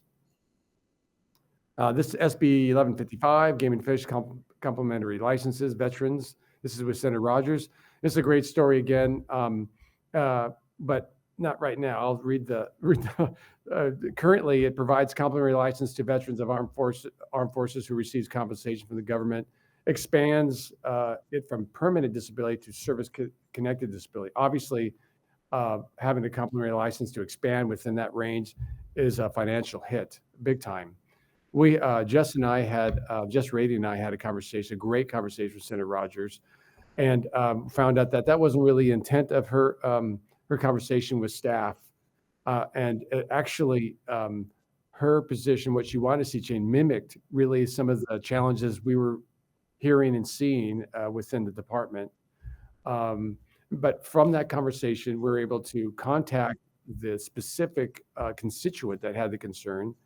Again, consistent with a lot of the conversation we had with other veterans, and we were able to create some amendment language that worked for both the sponsor and for the department. So, and we also created a kind of a new subject expert. Luke Thompson did a great job on that. So, so now we can depend on Luke on these type of issues going forward. But I want to really talk about this because I think there was a chance that it was going to be heard in government committee next Wednesday. It didn't get on the committee, so I definitely think it's going to be heard the following week. I think that's the 18th. So we'll be looking closely at that. Again, the language that we not comfortable with will be heard, but it'll be changed in amendment by amendment in the committee on that date. So with that, if that still goes forward as we expect it will, I'd like to provide a recommendation to the commission. Please go ahead. Next slide, please. The Arizona Game and Fish Department recommends that the commission supports Senate Bill 1155, Game and Fish Complementary Licenses, Veterans, with expectations of amendment changes. All right, I have a motion. Do I have a second? I'll second. I don't know who moved it, but I'll make a motion. Okay. Have a motion. Do I have a second? Second. Okay, we have a motion and a second. All in favor, please say aye. Aye. Opposed? Oh, go ahead, Aye. please. I forget about the delay. Thank you. All right, the motion passes unanimously. Thank you so much. Next slide, please. Again, HB 2147, deer taking landowner permits, Representative Griffin. Commission, as you probably recall, this was introduced last year, went through the Law Committee. We had a lot of conversations with constituents and with Representative Griffin about this legislation. And we still have issues and problems, concerns with this legislation. And as of similar to the membership bill that we just had a conversation with, the second time around, I think it may be necessary to have a recommendation from the commission on a new position on this going forward, being that it's going to be heard on the Monday Law Committee. So next slide, please. Commissioner Buchanan has a comment. So don't move the slide yet. There we go. Thanks, Madam Chair. And for the department, the driver behind a lot of this was a population problem with deer in Cochise County, in a specific town. And we granted a series of population management hunts. I spoke to one of the main landowners who had moved to request some help, and I believe he was the one that talked to Representative Griffin to get the legislation going. But he wanted to pass on to the department how thankful he was to the department to actually help him solve the problem, which is an overpopulation of deer in one specific area, regardless of what goes on in the legislation. Thank you. Madam Chair, thank you, Commissioner Buchanan. And I would also say, it's great to see that we have resources and tools here that already exist that help solve the problem. So with that, Madam Chair, I have a recommendation. Please. The Arizona Game and Fish Department recommends that the commission oppose House Bill 2147, taking landowner permits. Okay, I have a recommendation, a motion, and do I have a second? I'll second it, and I have a question. Okay, thank you. Absolutely. I Ed, will. Is there any way we can say that we strongly oppose or adamantly oppose or something like that on any of these? Madam Chair, yes, we can, on the record, we can, Commissioner, yes, we can specifically define that for you if you like. If you, and it doesn't have to be changed because we don't have to reinvent the wheel here, but if while you're down there, you make sure to let them know that it's not just something we oppose. We are hair on fire crazy with opposition to it. Commissioner Kerr, I see you shaking your head. Do you have a comment? I'm in complete agreement with Commissioner Hernandez. And I'm Thank you. glad that he clarified our position. Well done. Well done. All right, I have a recommendation. Do I have a motion? We had the motion, have a second. All in favor, please say aye. Aye. Any opposed? Aye. Not opposed. That was an aye in. I Sorry about the was reading delay. your lips. I was reading your lips. Thank you so much. Okay. And the motion passes. Thank you, Ed. Thank you, Madam Chair. And thank you, Commissioner Hernandez. I like that. I'm going to keep that hair on fire crazy. Next slide, please. A couple more bills. HB 2159, Mexican Wolves Landowner Permits Rules by Representative Diaz. Again, very similar to our conversation from the last legislation, requires Arizona Game and Fish Department to issue landowner permit for a taking of a Mexican wolf on a landowner's private land and on public or state trust lands leased to the landowner for grazing. Again, this is going to be heard on Monday. The first time it's been introduced this year. So we're trying to understand kind of the intent of this. We're still trying to reach out to Representative Chairman Diaz of the Law Committee to talk about kind of what he's trying to solve, what he's trying to do. And this court right now, currently we're going to be in position of neutral, but obviously there's going to be conversations on this bill about how this needs to change and to be amended going forward. Great. Thank you. Madam Chair. Yes. Thank you. I had a question on this. The Game and Fish Department nor the Commission has the authority to issue anything like this. Legislation we couldn't issue anything, could we? Madam Chair, Commissioner Gudenauer, well, I mean, there's this federal nexus issue also, right? I mean, there's a lot of vagueness in this legislation and again, that's what the key of, having conversations with legislators and trying to determine, what problem you're trying to solve. And I see the concern with him with his constituency, which includes ranchers and farmers and things like that. But, this type of legislation really doesn't, as you can say, it doesn't really solve a problem. It creates even more confusion and Madam concern. Chair, Commissioner Guggenauer, we have a guy, and I think AD Clay Crowder might be able to address that. Madam Chair and Commissioner Guggenauer, Ed's very knowledgeable on legislative things. I might know a little bit about endangered species stuff. So currently, what would be proposed under this legislation is not legal under the Endangered Species Act, and it wouldn't provide an avenue for those that are affected. Madam Chair, AD Crowder, did we communicate that with the legislators, or do we go through Ed with that information? So, Madam Chair, Commissioner Guggenauer, part of our internal analysis based on review of this bill was working with Ed and Jess on a framework of the best way, and that would be the next step after this was doing that. We just completed the analysis, I believe, today's Friday, on Wednesday. Thank you very much. Thank you, Madam Chair. So to clarify, we'll be moving forward through Ed to let them know what our position is. Is that correct?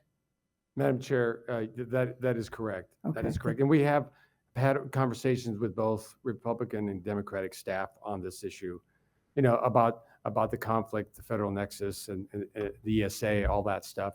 And now we're going to have more information to share with them. And again, most importantly, it's just having a conversation with the sponsor and the chairman of the committee, Representative Diaz, as to what he's trying to solve or what he's trying to accomplish with this legislation. Is there any effort to try to get these people, the legislators, to come to us prior to dropping a bill and finding out the legality, the focus with the department and all of that prior to dropping the bill? Madam Chair, that would be a great idea. I mean, I think that's what we want to be. We want to advocate and, go to them if necessary to make sure that they have access to us to reach out and say, we have an issue. How can you help us? And the landowner permit issue is one example that I think, coming to us initially, we can help solve that problem on the ground. Madam Chair. Yes, please. I believe that our lead staff has been down there constantly talking about that if they have questions or want to run a bill, we would like to talk to them about that first. But we've had marginal success on that apparently. So. Okay. All right, good. Well, at least it's moving. I don't know which way it's moving, but at least it's moving, right? Yeah. Please go ahead. And HB 2161 Sovereign Authority Endangered Species Act, Representative Diaz, and prohibits any state agencies or political subdivisions in Arizona from enforcing Endangered Species Act and the Federal Incidental Permit, Take Permit Program, and exempts the Livestock Loss Board. So again, it's very similar to the one above. There's definitely a conflict, a nexus between the ESA and the federal government. Again, having a conversation with Representative and Chairman Diaz as to kind of what he's trying to solve on this. So I don't even want to try to guess that because we're still trying to reach with Representative. And part of this process too is all the bills that a lot of bills are hitting. It's really difficult to get access to some of these legislators to get the time necessary. But it's great that we're going to be in Sierra Vista next month, so maybe there's an opportunity there. Great. Thank you so much. Next slide, please.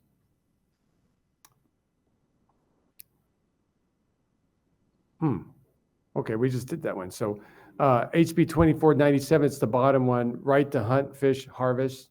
Amends Title 17 to establish that citizens of Arizona have a right to lawfully hunt, fish, and harvest wildlife. That's going to be heard also. That's with Representative Way. We have not, we've requested meetings a few times with Representative Way, and we have not been able to have a conversation with him yet. We do now have some language to offer to him. So I think the strategy on the Monday is going to be, we want to continue to, we have concerns on this legislation, but we'd like to offer some amendment language to work with the sponsor on this. But going forward, I think this is a concerning legislation too, because it has a lot of, the language is not quite from a constitutional and statutory position. I don't know the real effectiveness of this issue. So we're really looking forward to having a conversation with Representative Way on that. And I think once we have that conversation, I think he'll better understand kind of, the effectiveness of this legislation. Commissioner Buchanan. Madam Chair, thanks, Ed. So just trying to help educate me, does your recommended language change the right to a privilege or something like that? When I look at this and I look at potential implications, if somebody sees this as a fundamental right, I could make an argument that I don't need a license to hunt or fish. And so I'm trying to understand, what are we actually suggesting? Madam Chair, Commissioner Buchanan, I don't know whether Mr. Odenkirk would want a shot at that, because I know there's some parts of it that I understand, but part of the constitutional part, that because statutory, the Constitution supersedes the legislative statute. And that's where I see where there's big problems. So I'm not sure what language you are proposing to change, but to address Commissioner Buchanan's question about fundamental right versus privilege, in other states that have enacted constitutional rights to hunt, no court has ever held that excludes or exempts somebody from having a fishing license or a hunting license. Most of the constitutional rights are all subject to reasonable regulations by the state or the State Game and Fish Commission. And that's been interpreted as allowing for the continued regulation of hunting and fishing in the same manner that it existed prior to the amendment, and that would include licensing as well. Thank you. All right, next slide, please. And that concludes my update for the bills, but I do have a new update for the commission nominee process. We're still waiting for Jessica Manuel's confirmation in the Senate Natural Resource Committee. We just heard yesterday that she's not going to be, Wednesday. We heard that she's not on the agenda for February 10th, but we understand hearing back from Senator Shope, Chairman Shope of the Natural Resource Committee, that he's going to be adding her to the agenda for the 17th. So that's good. And so hopefully, Commissioner Hernandez, that we'll have her through the committee process. And then we have one more final step at the Senate floor level. And that takes a week or two to happen, but hopefully we'll start working on that now to get it expedited and talk to staff to make sure it's engaged and ready to go as soon as there's some time to do that. And it's better to do it obviously sooner to get it before the March, but also before all the House bills come over the other side. It gets very crazy, and there's really little to no time on the floor to add these type of things. And so we're going to continue to work on that. So keep February 17th on your calendar. It is. Thank you so much. Appreciate it. Looking forward to that. And Madam Chair, also, I said we're also working with CARB nominees also. So there may be some CARB members also on that agenda on the 17th. Excellent. Excellent. Thank you for that update. Next slide, please. And then Legislative Day, another reminder, Wednesday, February 18th. Again, really going to promote, we're going to have the fish tank there. We're going to have a Wildlife Tomorrow is sponsoring the food again. So we're very grateful for that. Barbecue. We've been already been hearing back from some of the people, at least I've been talking to. We just provided the invitations down at the mailroom, and they were all talking how excited they were. So great. That makes me feel good that they actually remember it and look forward to it. And I understand that we've changed up the way the luncheon is going to flow as well, so it's a bit easier. Yeah, Madam Chair, yes, exactly, yes. So we're very helpful there. The bullpen area that it's in, everyone is contained there, and there's a lot of activity. Yeah. Excellent, excellent. Thank you so much. I look forward to that. Next slide, please. And then a quick legislative, federal update. I think Tuesday, the president signed the new fiscal 25 budget. So they passed all, there's 12 appropriation bills. They passed 11 of them. They held back the Department of Homeland Security for current issues going on now. But they did a continuing resolution for 10 days on this issue. So I think Congress hopes to work out a deal with that DHS budget. And then after that, the fiscal 25 budget goes forward till the end of September. Most of our funding has not been impacted, so that's good. But as always, fiscal 26, we got to look forward to. So Great, thank you. next slide, please. And just a quick update on a couple bills. It's very relevant. HR 4255, Enhancing Safety for Animals Act by Representative Gosar, our representative here in Arizona. It delists the Mexican wolf from the threatened and endangered species list. It was marked up, which means it gets staged up in the Natural Resource Committee, and it was voted out in Natural Resource Committee. So now it's on the launching pad to get out of the House, which we expect it will, and then it'll be in the Senate. So it's on moving. So some of the stuff we talked about Mexican wolf, some of the bills and legislation where we don't quite understand the intent. I think this is probably one of the reasons is that staging Arizona for this type of occurrence, this type of change that may happen at the federal level. If this does pass, it does trigger a whole new conversation, a whole new process. And I think some of these bills are kind of the thought behind where they're doing it. So, but we'll just watch this story as it goes forward. Because we'll see sometime in June or July, maybe before, July, we'll see maybe some movement on this bill. Then 5729, the North Rim Restoration Act by Representative Crane. It accelerates effort by the National Park Service to renovate the damage of the North Rim facilities, the Grand Canyon National Park. I just want to recognize that. I think that's something that we always care deeply about. So also it got marked up and passed on Natural Resource Committee. Great. Next slide, please. With that, I conclude my presentation and ready for any questions. Great. Any questions?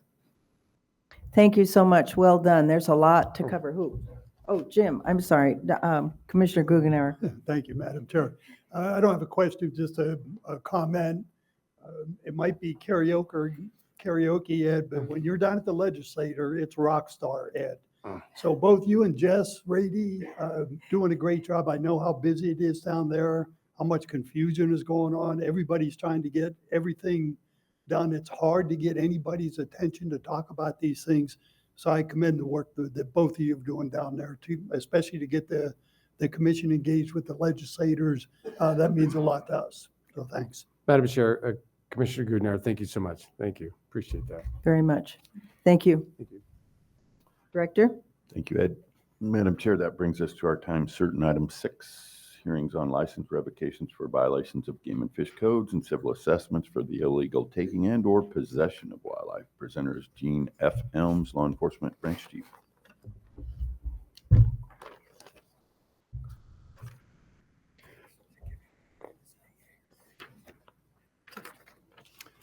Madam Chair, members of the commission, good morning. Good morning.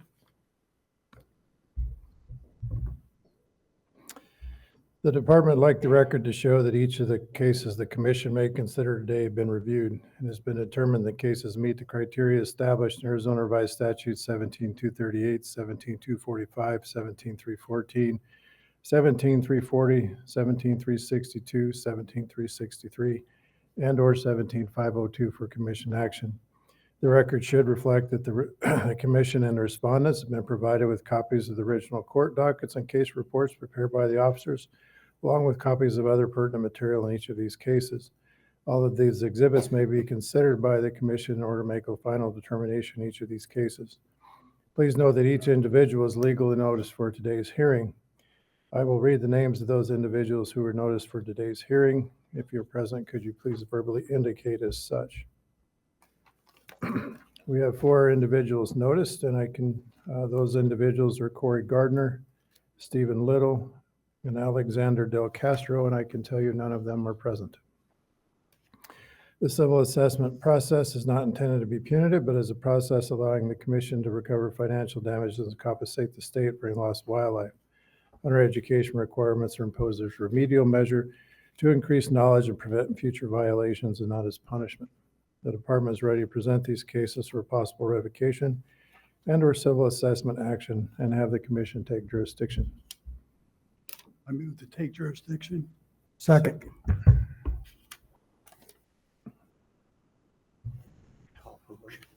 Take jurisdiction. Got it. Call for a vote. Oh, I have a motion and a second. All in favor, please say aye. Aye. Aye. And Commissioner Kerr? I Aye. heard you. Thank you, thank you. It passes. Thank you. Chief? Madam Chair, we'll start with Corey Gardner, docket 2025-0047 from Santa Fe, New Mexico. Conviction summary, count A, unlawful take of tiger rattlesnake. Count B, unlawful take of black-tailed rattlesnake. Count C, unlawful take of black-tailed rattlesnake. Count D, export unlawfully taken tiger rattlesnake. Count E, export unlawfully taken black-tailed rattlesnake. Count F, export unlawfully taken black-tailed rattlesnake. Count G, take wildlife in excess of bag limit. Count H and I are also take wildlife in excess of bag limits. Counts J, K, and 11 is exceed wildlife possession limit. Count E, possess unlawfully taken wildlife. Count N, possess and transportation of unlawfully taken wildlife. Count O, possess and transport unlawfully taken wildlife. The court's the Douglas Justice Court. The count is guilty on count A. All other counts were dismissed per plea agreement. The court accepted the plea agreements, sentenced to pay a fine of $1,300, $860 suspended on successful completion of the plea agreement. Date of conviction, July 10, 2025. Actions to be considered: revocation of license, take wildlife pursuant to AR 17-40, require completion on our education course pursuant to AR 17-45. Civil damage is no less than $812.50 for the loss of 13 rattlesnakes pursuant to AR 17-314. Mr. Gardner is not present. The case officer Foley is. Would you like me to read the case summary? Would we like to hear from the case officer? Oh, we don't want to hear the summary, but we would like to hear from the officer. Thank you. Yes, we have a question from Commissioner Buchanan. Thanks, Madam Chair. So, Chief Elms, I understand on actions to be considered, we could assess civil damages of no less than $812.50 for the loss of 13 rattlesnakes. But in the end, he was only convicted for for excess bag limit of 1. So I'm trying to sort out what is the right potential civil penalty here. So that is maybe a question for Jim, if you believe that is an error. So the question, Jim, is we civilly assessed for all 13 unlawfully taken snakes. He pled in a plea agreement to 1 snake. And the question is, should the plea agreement or the civil assessment be for 1 snake or all 13 snakes? So how was he noticed? Was he noticed for the 13? Yes. Okay. So a conviction is not required for civil penalty. All you have to do is establish that there was an unlawful take of wildlife to impose a civil penalty. Since he was noticed for the full 13, the commission could impose a civil penalty for all 13. Thank you. All right, would we like to hear from the officer? Yes, please. Thank you, sir. Officer Foley, please. Madam Chair, members of the commission, good morning. Good morning. Happy to answer any questions you may have. Did we want a brief summary from the officer? Yes, please. Thank you. Certainly. So Mr. Gardner was subject of a multi-year investigation by the department. Also worked in cooperation with the U.S. Fish and Wildlife Service and New Mexico Game and Fish to address multiple Operation Game Thief reports regarding Mr. Gardner. Mr. Gardner was investigated for several violations across numerous jurisdictions in southern Arizona, including the potential unlawful take of protected rattlesnakes. Ultimately, we were able to catch Mr. Gardner. In fact, the New Mexico State Police conducted a traffic stop on him as he left Arizona, per my request, and again, working with U.S. Fish and Wildlife Service and New Mexico Game and Fish Department. So it was a cooperative effort, and we were able to recover these 13 snakes and determine there was multiple violations, multiple reptile violations that had occurred with Mr. Gardner while he was in Arizona on his most recent trip. Okay, thank you. Questions? I have a couple. Yeah, Commissioner Hernandez. Investigator Foley, in past cases when we've had multiple snakes, one, I'm wondering if we've seen them that some of them became infected or were diseased and they passed it on to other, and I realize that may not be wild as opposed to snakes that were being raised by collectors or whatever, but I'm wondering about these particular animals. Were they able to be returned? Were they infected with anything that required their euthanasia? Can you tell me about that? I know it was in New Mexico, but tell me what you know about that. So, Madam Chair, Commissioner Hernandez, these snakes were not able to be repatriated, and that's part of the issue here with the civil assessment is that they were taken out of the wild and are lost to the state. And out of an abundance of caution for disease concern, and ultimately we did not know specifically where these snakes were collected. We were tracking Mr. Gardner across southern Arizona and ultimately out to New Mexico before we were able to contact him. And we do have information that he collected these snakes in multiple counties.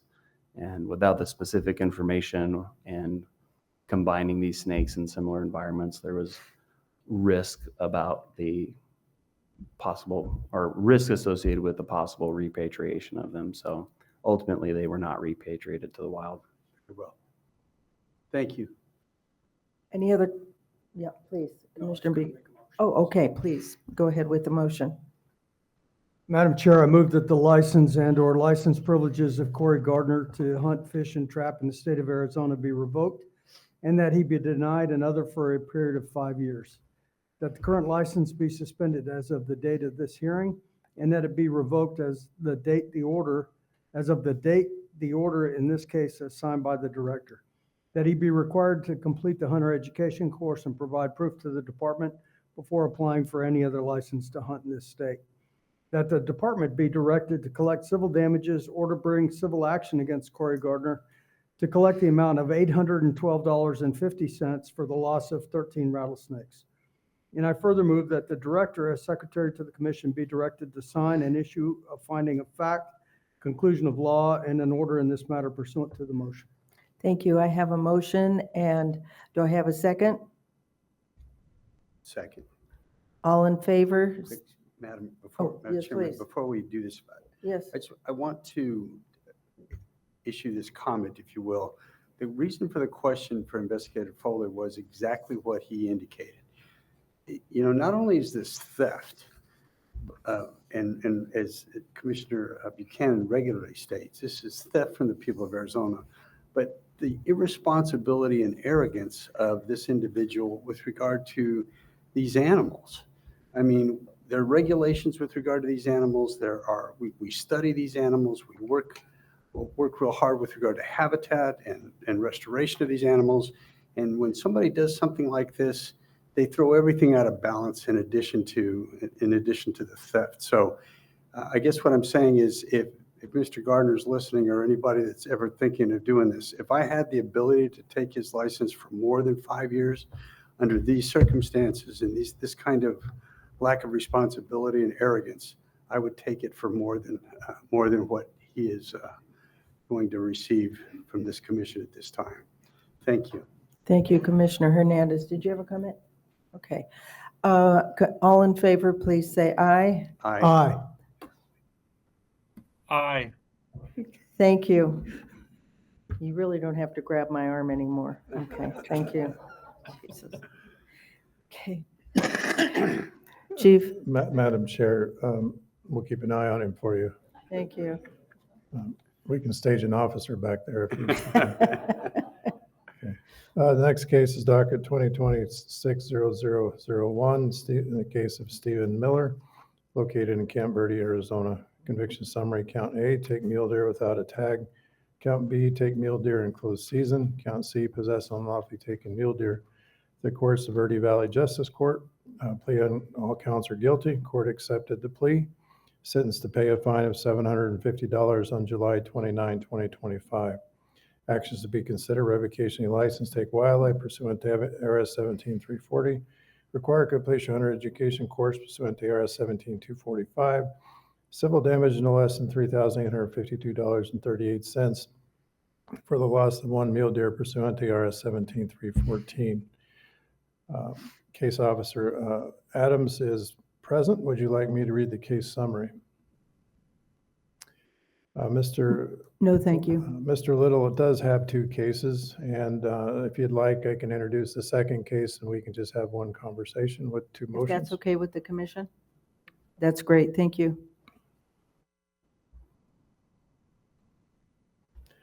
This next case is docket 2026-002, name of Stephen Little, Camp Verde, Arizona, charge count A, take elk without a valid tag. Count B, possess unlawfully taken out. Courts of Flagstaff Justice Court, plea is guilty on both counts. Court accepted the plea. Sentenced to pay a fine of $784 on August 20, 2025. Actions to be considered: revocation of license, take wildlife pursuant to ARS 17340. Require completion of hunter education course pursuant to ARS 17245. Civil damage no less than $9,983.94 for the loss of one bull elk pursuant to ARS 7314. Again, Case Officer Adams is present and Mr. Little is not. Do you have any Would we like to questions? hear from the officer? Yes. Yes, please, we'd like to hear from the officer. Officer Adams, thank you. Madam Chairman, members of the commission, guess you just want a summary? Yes, please, thank All right. you. So I started this investigation based on an Operation Game Thief call that the department received. In conducting the investigation, got various search warrants that led to some things, interviewed Mr. Little, found that in January of 2025, he shot a mule deer in amongst houses in Rimrock in 6A when the season was closed, and did not have a tag at that time. He was given warnings for various other violations at the time. Also, part of that Operation Game Thief call was the possibility that he had unlawfully taken an elk.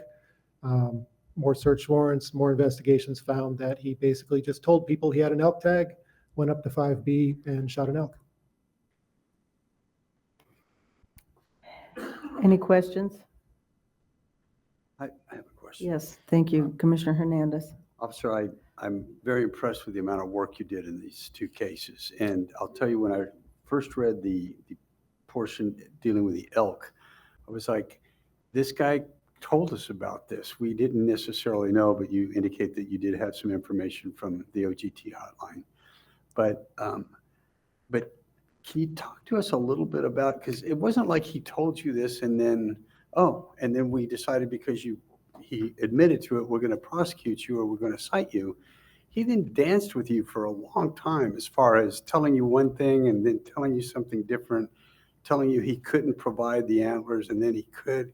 Can you go into all the machinations you had to go through with him on the elk as far as that? And the reason I'm talking about that is because we're talking about a 5-year and then potentially a 10-year revocation. And when this started, when I first read this, I was like, well, maybe that's a little severe. But by the time I got through with it, I didn't think it was severe at all. And I'm just talking about me, but talk about the way he was, I guess I would say, less than honest with you or less than forthcoming with you with regard to the elk. Commissioner Hernandez, I appreciate that. Yes, so it did take some doing to prove the elk, like you saw in the report.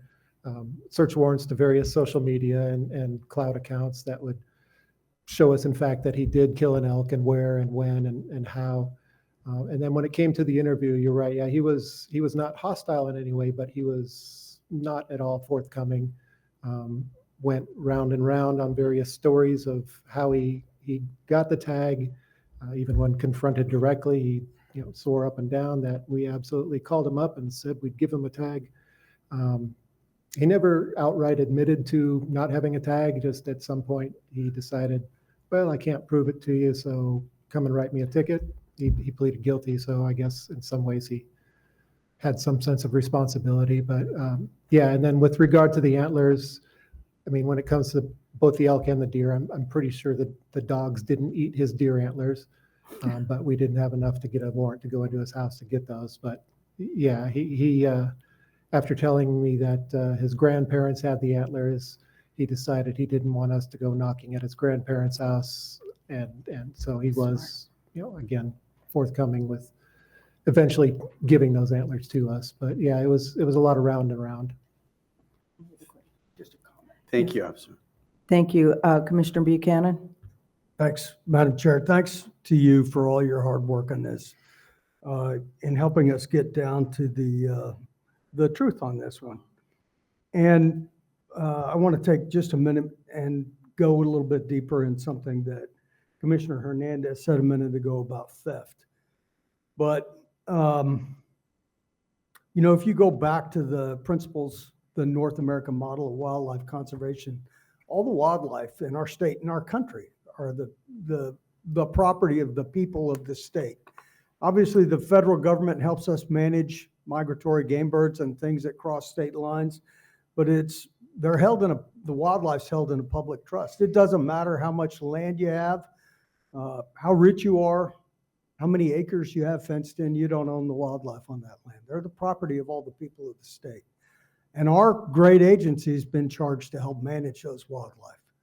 But our wildlife managers, our research biologists, everybody goes to great lengths to make sure we're making the best decisions on management. And that includes things on take. We manage the take by area, given projected take, depending on what type of seasons it is, what's the healthiest number of bulls or bucks that we're going to take out of a herd for that particular population. And when somebody goes above and beyond to lie to our officers, which by the way is an offense, and then take, in this case, both a deer and a buck that is not part of those projections, that's actually theft from everybody else in the state. And it could hurt future tag numbers for other hunters in the future. And so, Mr. Little, I don't know if you're watching this, and I know that we're going to be considering you for a revocation license for 2 different offenses, unrelated, seen in 2 different counties, 2 different jurisdictions. So that means that we could consider you for up to 10 years total between both of those violations. I don't know what we're going to do right now, and you don't control what we're going to do. We're going to make a decision here pretty quick. But what I would ask you to do is look back on what you did to the other people in this state, and think about the way forward. What I hope is that at some point in time, if you decide to get a hunting license again, when you're eligible, that you will do so with a full understanding of both the law, but also the intent behind it. Thank you. Any other comments? Yes, please, Thank you, Madam Commissioner Chair. Guggenera. So, I don't know that the public understands, but we get to see the full report, the full court report, all the quotes that are made. And so this dance, I'll call it, that you were doing with Mr. Little to try to get him to tell you honestly what was happening here. We could see your struggle here, but I thought this moment was brilliant when you asked him if he had completed his required reporting of the animal. And I thought his response was really unique. I'd like to read it for the public. He was asked if he submitted his hunter questionnaire. Mr. Little said, "The whole game and fish thing is, yeah, that's a crock of shit, and it's all about the money."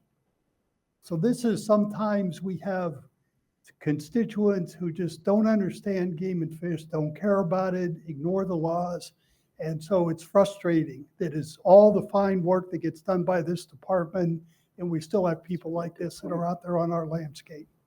So with that, Madam Chair, I'd like to read the first motion. Okay, go ahead, please. I move that the license and license privileges of Stephen K. Little to hunt, fish, and trap in the state of Arizona be revoked, and he be denied another for a period of 5 years. That the current license be suspended as of the date of this hearing, that it be revoked as of the order in this case assigned by the director. That he be required to complete a hunter education course, provide proof to the department before applying for any other license to hunt in the state. The department be directed to collect civil damages or bring civil action against Stephen K.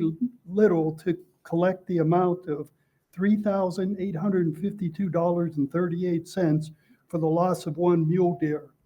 And I further move that the director, as secretary to the commission, be directed to sign and issue a finding of fact, conclusion of law, and an order in this matter pursuant to the motion. I have a motion. Do I have a second? Second. All in favor, please say aye. Oh, wait, I need the second from Commissioner Kerr. Or all in favor, say aye. Aye. Okay, thank you. All opposed?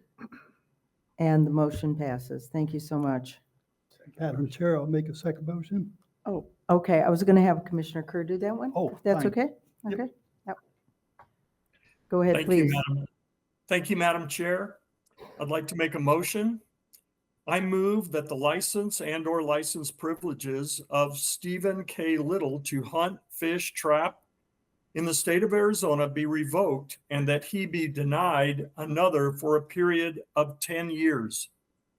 That the current license be suspended as of the date of this hearing and that it be revoked as of the date of the order, in this case, as signed by the director.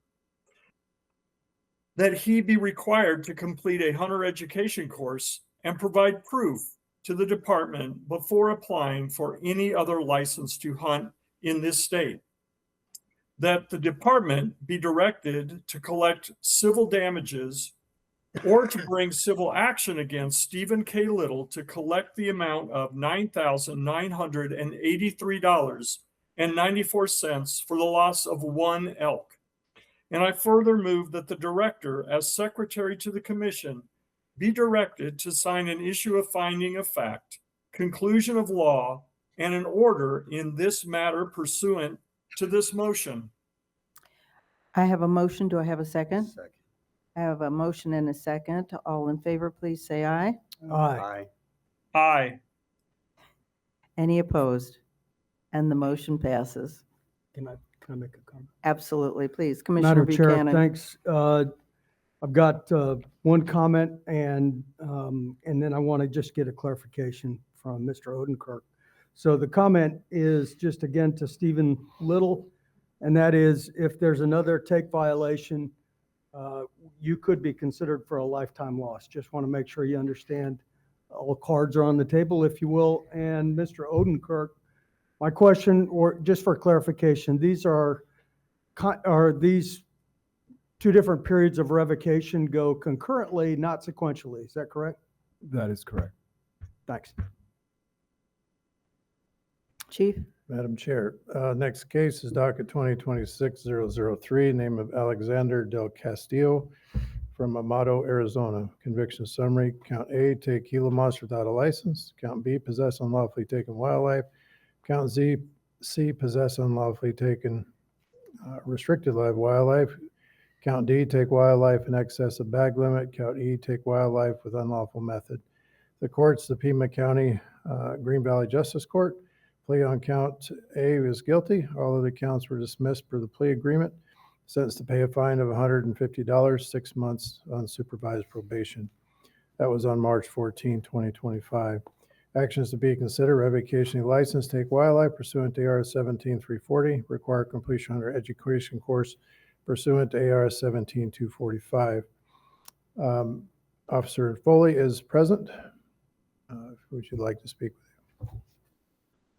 Yes, we would like to hear from the officer, Yes. please. Hi, Officer Foley. Long time no see. You're getting Madam some Chair, airtime. I am. Thank Good to you. see you Brief again. summary would be great. Thank you. Certainly. So this case with Mr. Del Castillo is the result of patrol efforts that were targeting reptile violators.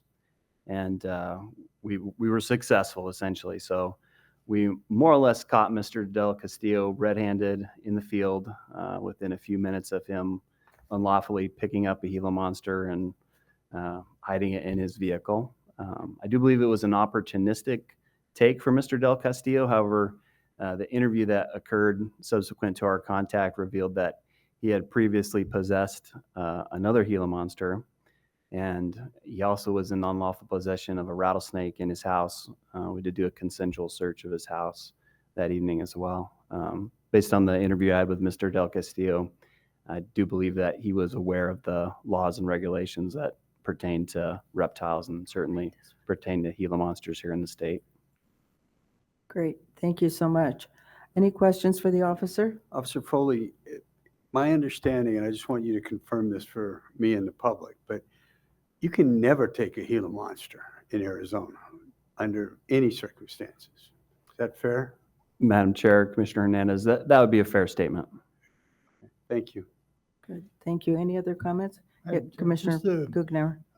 A question. Thank you, Madam Chair. So I realize that this guy's driving on a dirt road in a Mustang, but you asked me if you can look in his car because he might have taken something illegal. So he says, yes, you can search my car. So I'm visualizing this part. So you sit in the driver's seat. The first thing is a cup that's in the cup holder of the car, and you take the lid off it, and there's a Gila monster in there. I mean, how long did it take you to find it? It seems like that would be the first thing that you'd look at. Madam Chair, Commissioner Gunauer, cups are actually a common place to hide reptiles. It's not the first time I've seen a reptile hidden in a Thirstbuster cup in a center console. So Thank you. It didn't take me too long to find the Gila monster. You just can't make that stuff up, Nope. you know? It's just amazing. Madam Chair, I have Yes, a motion. please. Commissioner Hernandez. Madam Chair, I move that the license and/or license privileges of Alexander del Castillo to hunt, fish, and trap in the state of Arizona be revoked and he be denied another for a period of 5 years.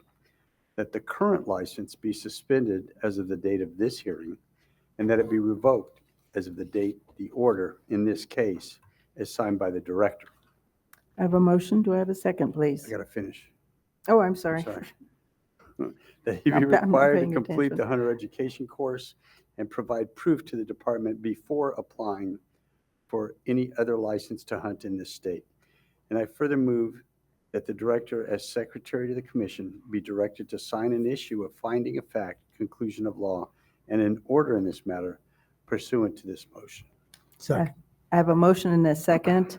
Any other comments, questions? All right, all in favor, please say aye. Aye. Commissioner Kerr? Aye. Thank you. It's very distracting. I like having you online, but it's very distracting for me. All right, sorry. All right, any nays? All right, the motion passes. Thank you so much, everyone. Appreciate it. I'm trying to text, and find out what he's doing, and, okay, it's my bad. All right. Director, Madam Chair, I'm catching the break vibe. Was that Yes. your desire? Yeah. Maybe 10 minutes, 15 minutes? yes, that'd be great. Okay. Okay, 10 minutes, please. We'll be back at 10:40.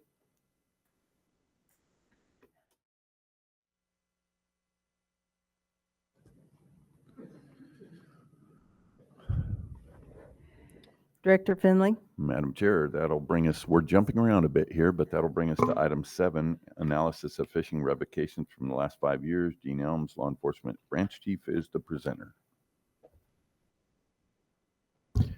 Madam Chair, members of the commission, I believe it was in December, the commission made an action item for the department to evaluate the previous 5 years of revocations and determine how many of those we had that were related to fishing.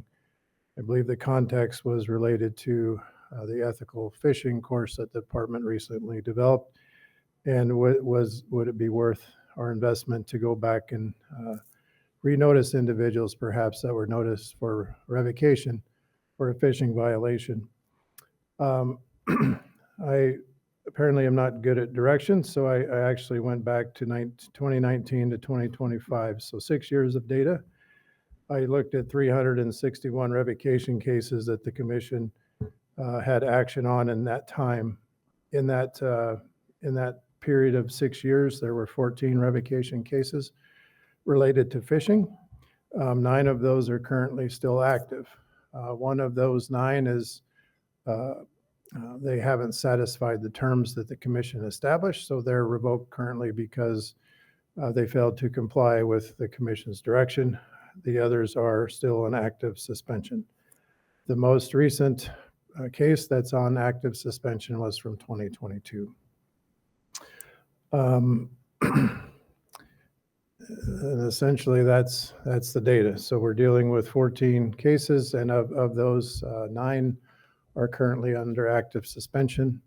One of those is a 10-year suspension, so I don't know how excited they would be to take a hunter ed class anytime soon anyway. All of those people were noticed for hunter education. That was obviously before we implemented the fishing option. Any cases moving forward that are related to fishing will have the opportunity to take the fishing course in lieu of the hunter ed course if they prefer. But we have not had any fishing revocations since that was implemented. Thank you, Chief. Commissioner Buchanan? Oh, Buchanan, this way. Thanks, Madam Chair. For the public, just to backtrack a little bit so you're tracking. Something Chief Elms just said is up until recently, whenever we had a hunting, fishing, trapping violation, we could revoke somebody as one option, but we also required them to take the hunter education course in order to reapply for another license as part of their responsibility should they want another license. And the commission a couple of years ago noticed that was, especially when we had a fishing only case, that was probably not getting after the intent of the rehab or re-education effort. So we directed the department to establish a fishing education course. And as I understand, this is probably the first one in the nation. So first of all, back to Assistant Director Giles, you and your team, great job on that. I mean, it's a well-organized course. It gets after the intent of what we wanted, but even more broadly, it could offer anybody the opportunity to understand how to ethically fish in Arizona.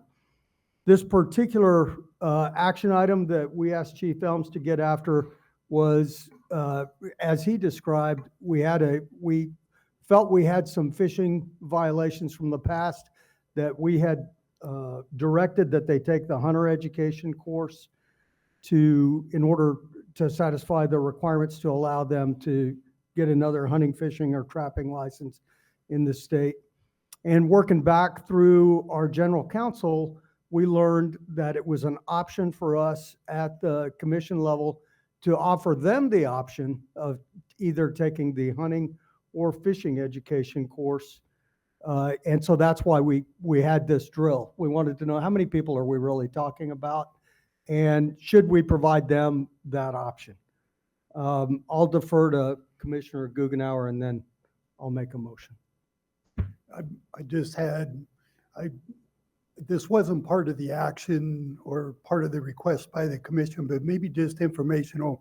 Of the remaining 8 people that would still be subject that we might notice, were you able to see, Chief Elms, if any of them actually had a fishing license at the time they were revoked? Madam Chair, Commissioner Guggenauer, I did not, in my notes, when I was going through those, I didn't write down why, the reason for the suspension, other than it was fishing. I do know that of those 14, I believe 6 of them were hatchery violations. And all of those people had fishing licenses. It was just they chose to fish in a closed area. Right. But I don't have information on the rest of them. Okay, thank you. Okay. Do I have a motion? Madam Chair, thanks for the opportunity. I move that the department send notices to the remaining people with fishing violations. Not sure if that's 8 or 9, and offer them the option to take the fishing education course in lieu of the hunter education course in order to reinstate their license. I have a motion. Do I have a second? I have no second. The motion fails. All right. Thank you, Chief Elms. Madam Chair, thank you. I would also like to take this opportunity to tell IT thank you. I think my voice sounds awesome today on this microphone, so thank you. Oh, you always sound awesome. Thank you, Gene. It's Not as different good over as here. Ed Sanchez, though. Director. Sorry, my ear is hurting. Madam Chair, that brings us backward to item 4. And item 4 and 5 are agenda items that are first read items. The commission may choose to take action on first read items as needed, or may direct the department to place first read items on the consent agenda for approval at the next commission meeting. Item 4 is request from Region 5 for a road closure on state trust land. The presenter is Dan Sturla, Landowner Relations Program Supervisor. Mr. Dan Sturla, you're looking mighty spiffy today. Thank you, members of the commission, leadership.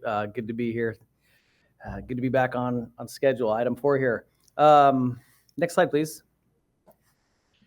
Before I present today's petition, I want to give a little background for the commission. Hopefully, Commissioner-elect Jessica is watching, and this background might be helpful for her. But essentially, for the last 60 years in Arizona, leasees and non-leasees, for whatever reasons, were putting locks on gates on state trust land. And both the department and the state land department did not prioritize these locks as well as they should have. Over the course of this 60 years, a number of these locks ended up on the landscape until it reached a point where there was public comment to our government asking for something to be done. Made its way all the way to the legislature, and the legislature said, Game and Fish, State Land Department, you guys figure this out together, or we'll figure it out for you. Over the 60 years, there was a lot of confusion of whose responsibility was. There was 4 AG opinions that all identified it was the joint authority. So after the legislature gave us that nice direction, in 2019, the department, in cooperation with State Land Department, drafted a document, a cookbook, if you will, on how to address these closures on the landscape.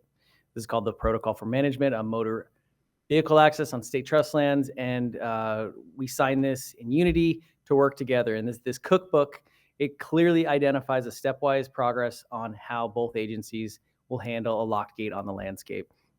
We work very closely with the leasee, and we critically look at it. Sometimes these gates are opened up, and sometimes they're deemed to be valuable for the landscape, and they remain locked, but this time through a department commission authority. Sometimes these are, they don't really fit either definition, and they're assigned a historic designation where maybe there was a lock there, now there's trees, it's all overgrown, there's no road there, there's no reason to open that up.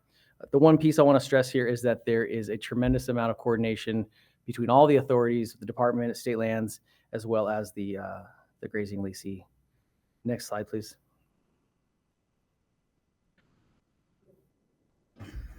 Sorry, we have a question from Commissioner Buchanan. Thanks, Madam Chair. Dan, can you just answer for all why we're now taking these as a first read, as part of a first read system, and as opposed to something that you would propose and we would approve here? Sure. Just in adherence to the public process, we're going to give these both a first read before putting on the consent agenda in case there is any comments from the public or any kind of participation. We want to provide ample opportunity for that. Thank you. Thank you. Okay, moving on. So I said there was a lot of gates on the landscape. This is kind of what it looked like. After the protocol was initiated, we got to work. 2021, there was about 125 locked gates on the landscape across the state. The commission at that time tasked the department through a commission metric to resolve 33 of these per year, which would have nicely wrapped them up in 4 years. Today, we have 10 gates on the landscape, and through this protocol, we have resolved 220 total gates. Remember, we started with 125, but we resolved 220, which means that new gates, it's a dynamic process. They come on as we go through the years, and so as quickly as they come on, we work together to resolve them. In this case, resolution looks like a 50-50 split. 114 of those resulted in commission-approved closures, and another 107 of those were resolved through means outside of commission authority, like the rancher removing the lock. So there's only 10 left on the landscape.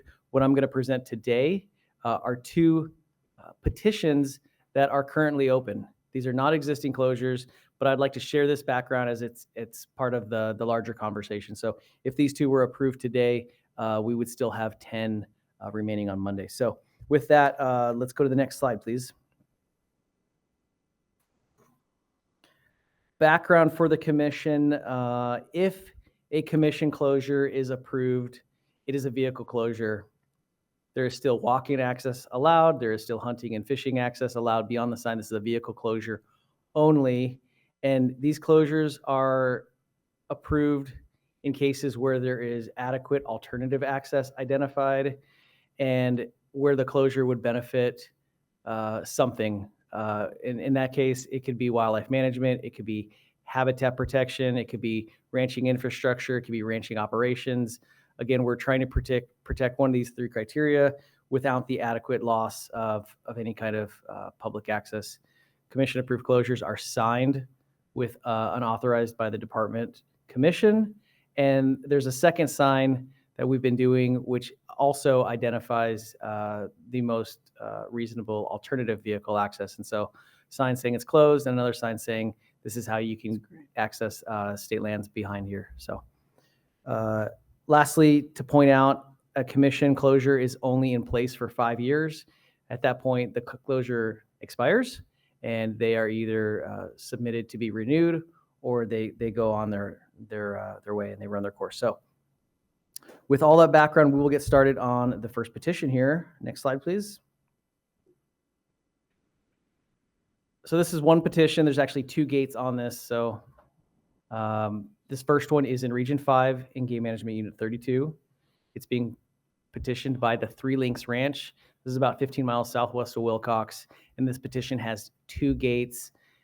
One of them is 0.8 miles and the other one is about 1.5 miles. They combine for 2.6 miles of vehicle closure before they both reach private lands. Just to walk you through this map, the ranch is outlined in that red dashed line, I-10 on the right side of this map. There's gate 1 in the center of this map marked with a yellow X and a small road closure behind it with a yellow line. Open vehicle routes are in green and legally closed existing routes are in red. Those originate all and terminate on private lands. With that, we'll take a closer look on the next slide. This is closure 1, and this is being presented to prevent against excessive interference with a livestock operation. You can see here at the bottom of this map, the proposed closure. It currently aligns with an existing pasture fence. There is no current fencing at the private lands in the center of this map, at the private land, state land interface there. On their private, they've got some ranching infrastructure, buildings, a well, a shed, a cabin. And what happens is vehicles make it all the way up this road and the private property is posted no trespassing. And then they're forced to do a U-turn either on the private or right in front of the private before they have to turn all the way back out and find another route. So it makes sense to lock this at the most appropriate, closest existing infrastructure, which would be this pasture gate, gate 1. Again, with this is the vehicle closure only. Walk-in access would be available. There is alternative vehicle access from the west. Next slide, please. Here it is now with that alternative access in mind. You can see that loop of green open existing routes that takes you right back to the north side of that private. So moving on, we'll stay on this slide, but gate 2 is on the southern boundary of this ranch. You can see it in the bottom left corner there. Next slide, please. This slide, this gate is also being submitted to prevent against unreasonable interference with a ranching operation. What's going on here is there's a significant amount of OHV activity in the area, this being the southern end of the ranch and its closest proximity to I-10. There's just a lot of OHV use in the area. This is about 1.8 miles of road before it reaches private, where again, public access is denied. You can see that black X right there, and the red closed routes are all posted with no trespassing, private property signs. So this is the most reasonable place to deny vehicle access. What's unique about this is we don't have a great deal of habitat damage existing. This is a case where we've got high use in the area and a high potential for habitat destruction here. You can see that road is a long route through a canyon with a lot of arterial drainages that feed in from the east and west to it, which is a good way for wildcat activity to take place on the landscape. So we don't want to see that. And we would propose this lock on the southern gate. There is alternative access from the north. You can see that green route coming in on the north side of the private property. Again, walk-in access would be permitted. Walk-in for javelina, quail hunting, whatever people want to do. It would be posted with a commission closure and an alternative sign pointing out the best way in.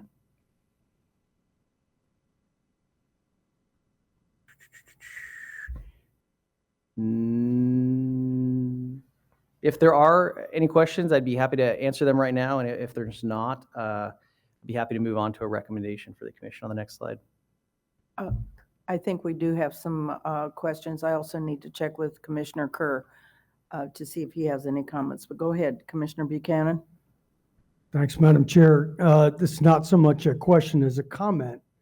And as this is also for our potential new commissioner, just sort of on background. When we go through this process, we have to understand what our authority and our mission is. And, you know, one can legally be on state trust lands with a hunting and fishing license or an outdoor recreation permit. And people who are OHV operators, for example, may have the outdoor recreation permit, but not the hunting and fishing license. This commission is primarily concerned with providing access to the people to be able to hunt or fish on that land. And so the alternative of walk-in access is always a welcome in an area here like this, where we're not worried about pulling an elk off the land or something like that. And so, you know, conversely, when you look at the complaints from most ranchers, it has to do with vehicle traffic, and it's more frequently than not people who are out there in a recreation sense with an OHV rather than hunters. But unfortunately, we get left holding the bag to try to police it for everybody. So I just wanted to add that background. Frankly, I'm not concerned about providing additional recreational space for OHV operators, especially when we see what we're going to see soon and the amount of damage that can be done to the landscape through wildcat trails. Just wanted to make that comment. Thank Commissioner you, Guggenauer. Madam Chair. Thanks, Dan. Great information. Could you expand a little bit on the 5 years? You mentioned that the closures are for 5 years. Why pick 5 years and just not permanently allow them to be locked? And how does that align with the commission terms of 5 years? Right. So, Madam Chairman, Commissioner Guggenauer, I think I can handle this one, but if not, I might throw this one to council here. A 5-year closure would ensure that every commission closure in the state is reviewed by every single sitting commissioner through their tenure. And so there's nothing that could be supersede their term, or everybody would have a chance to have a vote or a say on that closure. Does that answer your question? And also, say the 5 years lapses and it's time to go back and talk to the rancher. Is that done administratively, or somebody boots on the ground go out and ensure everything's still working as we designed it? Yeah, in fact, during agenda item number 5 here, in a few minutes, we're going to talk about that. Okay. But each closure is carefully evaluated to evaluate if it serves its purpose. Does it meet the objectives when that exist on the landscape now versus what the commission was intending to do when they granted it 5 years prior? Yep. I agree. I say this every time, Dan. Great work on this from where we were just a few years ago at 125 unauthorized gates to where we are. It's pretty remarkable. Thanks. Sure is. Commissioner Hernandez. Dan, thank you. When we're talking about, like on this gate too, it's down near the ranch border, and then there's private land up. I don't remember if you said it was, I guess it's 1.8 miles of road. But we talk about alternate access. But what we're not talking about, we're talking about alternate vehicle access. We're not saying that there's certainly no trespassing there. People can cross a fence or cross a gate without doing damage and having their weapon unloaded or whatever, but they do it lawfully and safely. They can still access that road by foot up until it gets to a locked gate that says no trespassing. So it's not like we're talking about locking that gate and then having to develop some sort of access through, where we put up another gate where we go around it or you zigzag through that to get onto that. We just can't put vehicles through that gate from there on, right? That is correct. There's an entirely different process, petition process that may request commission closure to hunting or fishing or trapping, and this is a vehicle closure only. Right. And so what I like and I think when we discuss this, the thing I like about this is you can still hunt this land, you can still walk or hike this land. You just can't drive your OHV on that property or on that road right there. That is correct. Thank you. And just for clarification, for my own purview, the signage would also be included with that. That is correct. If these petitions were moved forward to be approved, all closures would have both the signage that identifies it as a department commission approved closure, as well as a secondary sign that explains the nearest way to get vehicle access into that area. Excellent. Thank you so much. Do we have a recommendation? I do. Next slide. Department recommends that the commission direct the department to place this item on the consent agenda for the next regularly scheduled commission meeting. I have a motion. Is that okay No with objection. everyone? We'll move on with that. Yes. Commissioner Kerr, are you good with that? I'm good. Okay, good. Thank you so much. I won't tell you what the side comments are. Please go ahead. Oh. We're on to 5. Are you good, Dan? I'm good. Okay. Yes. Item Madam 5. Chair, item 5 is request from Region 5 and 6 for short road closures. The presenter is Dan Sterling, Landowner Relations Program Supervisor. Thank you. Please, Dan. Good morning, Madam Chair, members of the commission. Item 5 here is request from Regions 5 and 6 for short road closure renewals on state trust land. The previous presentation was for a new petition. This is what happens after 5 years. When a gate expires, it's brought for renewal consideration. Next slide, please. What does that look like? So every 5 years after a commission-approved closure expires, they are carefully reviewed. The wildlife manager, and sometimes the landowner relations staff, will meet with the rancher. They will coordinate with state lands at the lock gate, and they will carefully evaluate it. And they ask the question, does this continue to meet the objectives of the closure when it was originally established? These are pretty carefully examined, and they're either identified to continue or they're deemed no longer necessary. And so sometimes they open and sometimes they stay closed. Today, what we're looking at today is gates that have been identified that are recommended to remain closed. So with that, on my next slide, I have renewal number 1. Next slide, please. This first renewal request is also in Region 5. It's in Game Management Unit 37B. It is presented by the Box O Ranch just east of Florence. On this map, you can see Florence on the west side of the map. You can see the interstate right on the edge of that. The ranch is identified with a red dotted line, land ownership, blue state land, yellow BLM, white private. Open vehicle routes are in green. Closed vehicle routes originating on private land are in red. And the proposed renewals are on the right side of this map, marked with 2 yellow X's connected by a yellow line. Next slide, please. This is a pretty easy one to explain. What we have here is 2 existing roads. One of them passes extremely close to a ranch headquarters, and there was a lot of disturbance to the ranching operation here, and the region and state lands decided that it would be best to close the close road to the ranch headquarters and redirect traffic around them, still crossing the private property, but just a little bit offset from the ranch headquarters.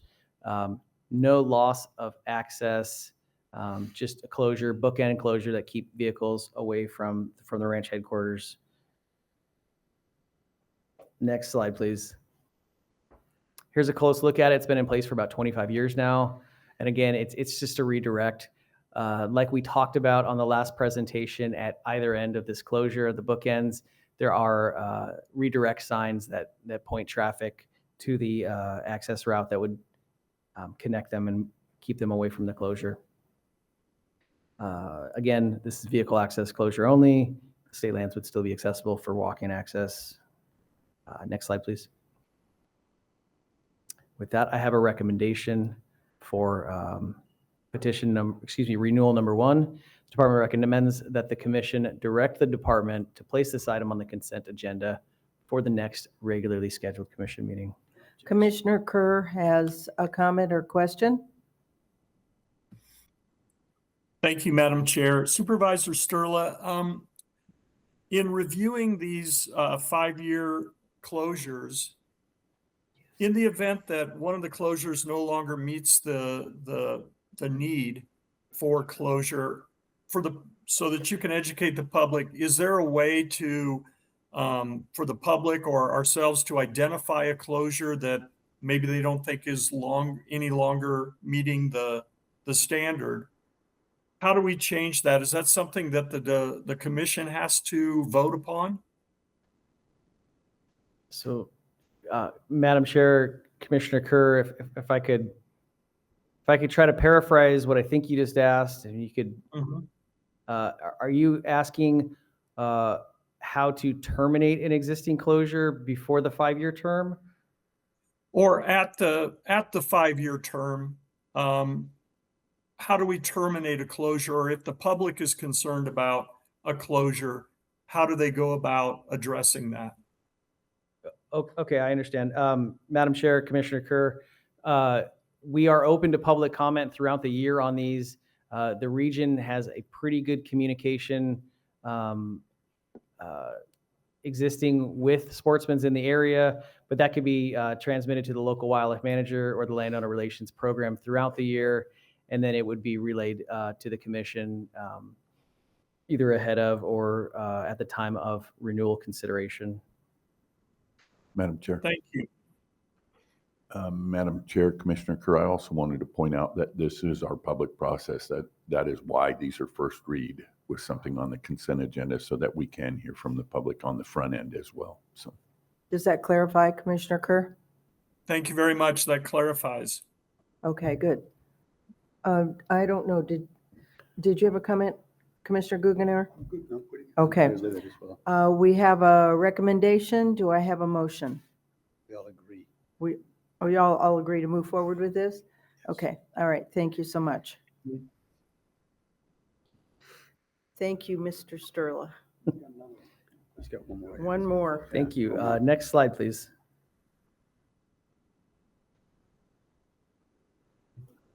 All I can see is Commissioner Kerr. But he's cute. Here we go. This is renewal number 2. This is in Region 6, Game Management Unit 24A. This is being presented, petitioned by the Holt Ranch. This is just north of Winkleman.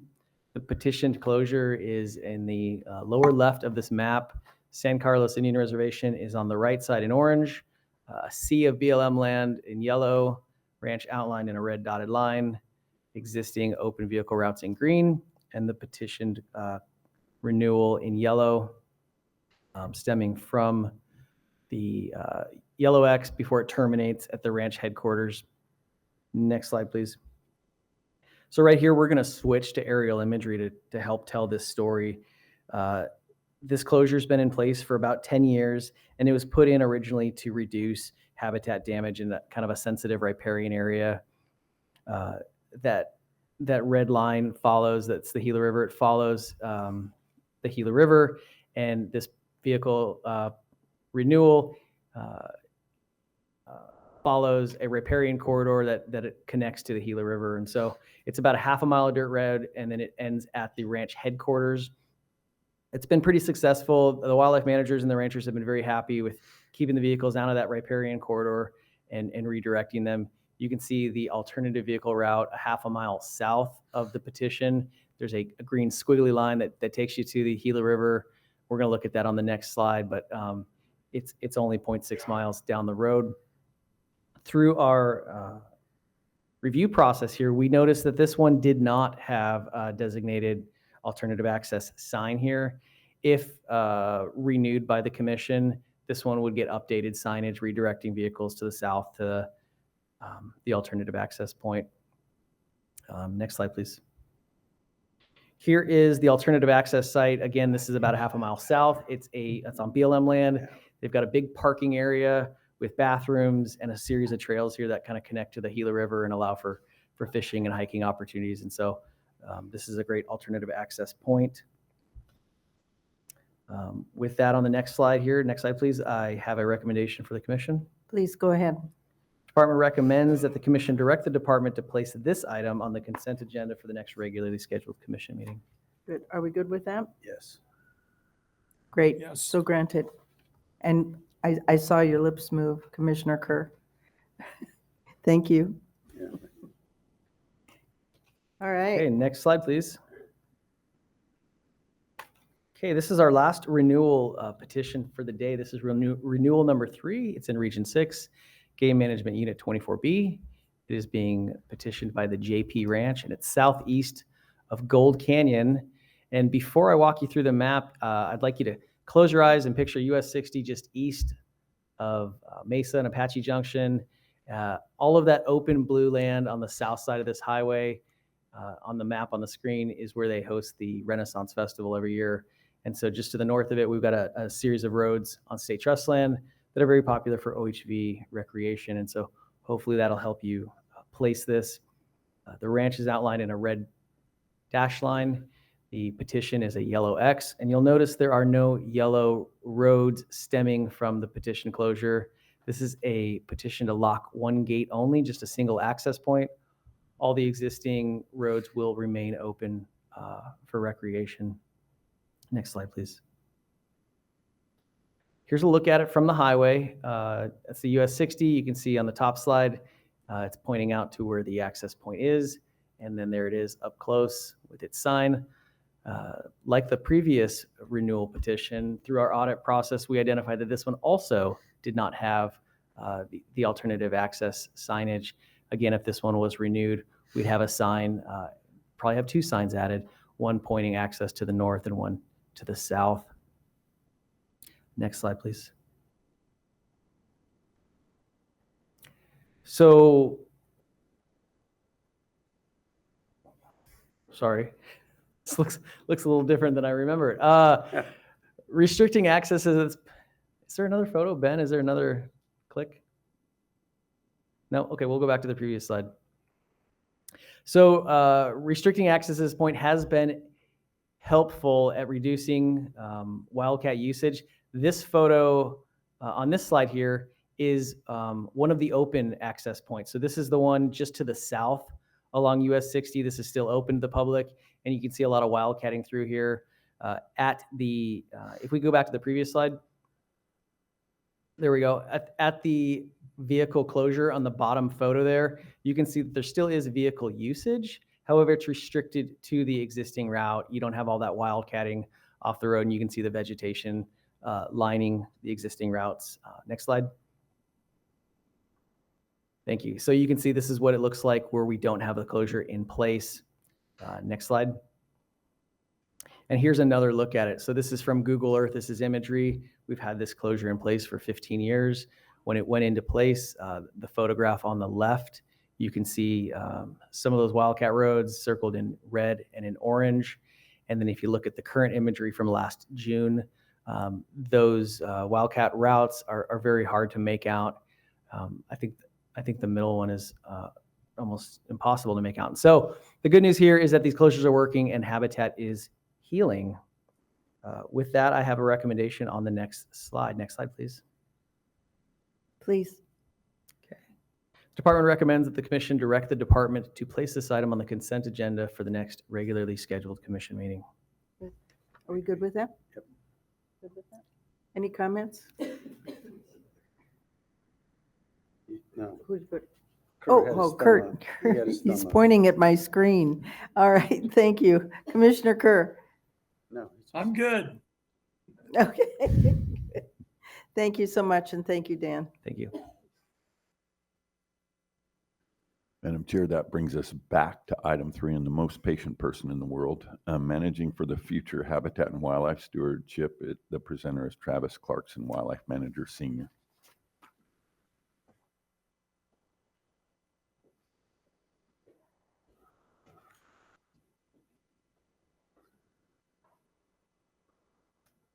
Terrific. Good to see you, Travis.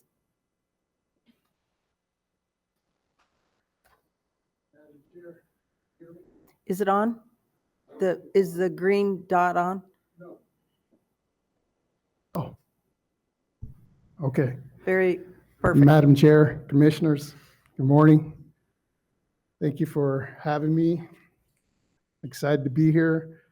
Before I begin, I wanted to thank the town of Maricopa. I've been serving Maricopa for over 5 years now. I don't open doors in this town. People rush to open doors for me.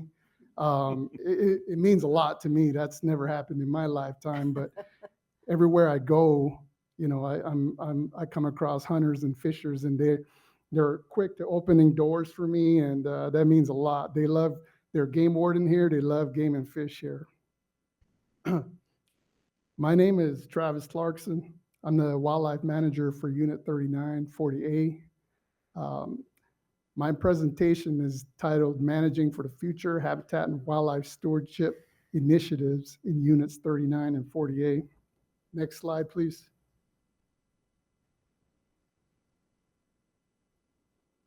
So before we begin, I wanted to talk a little bit about myself, let you guys know who I am. That there is the family at the far left up top. That's the warrior queen and my kids. They mean everything to me. So that picture was taken Christmas Eve.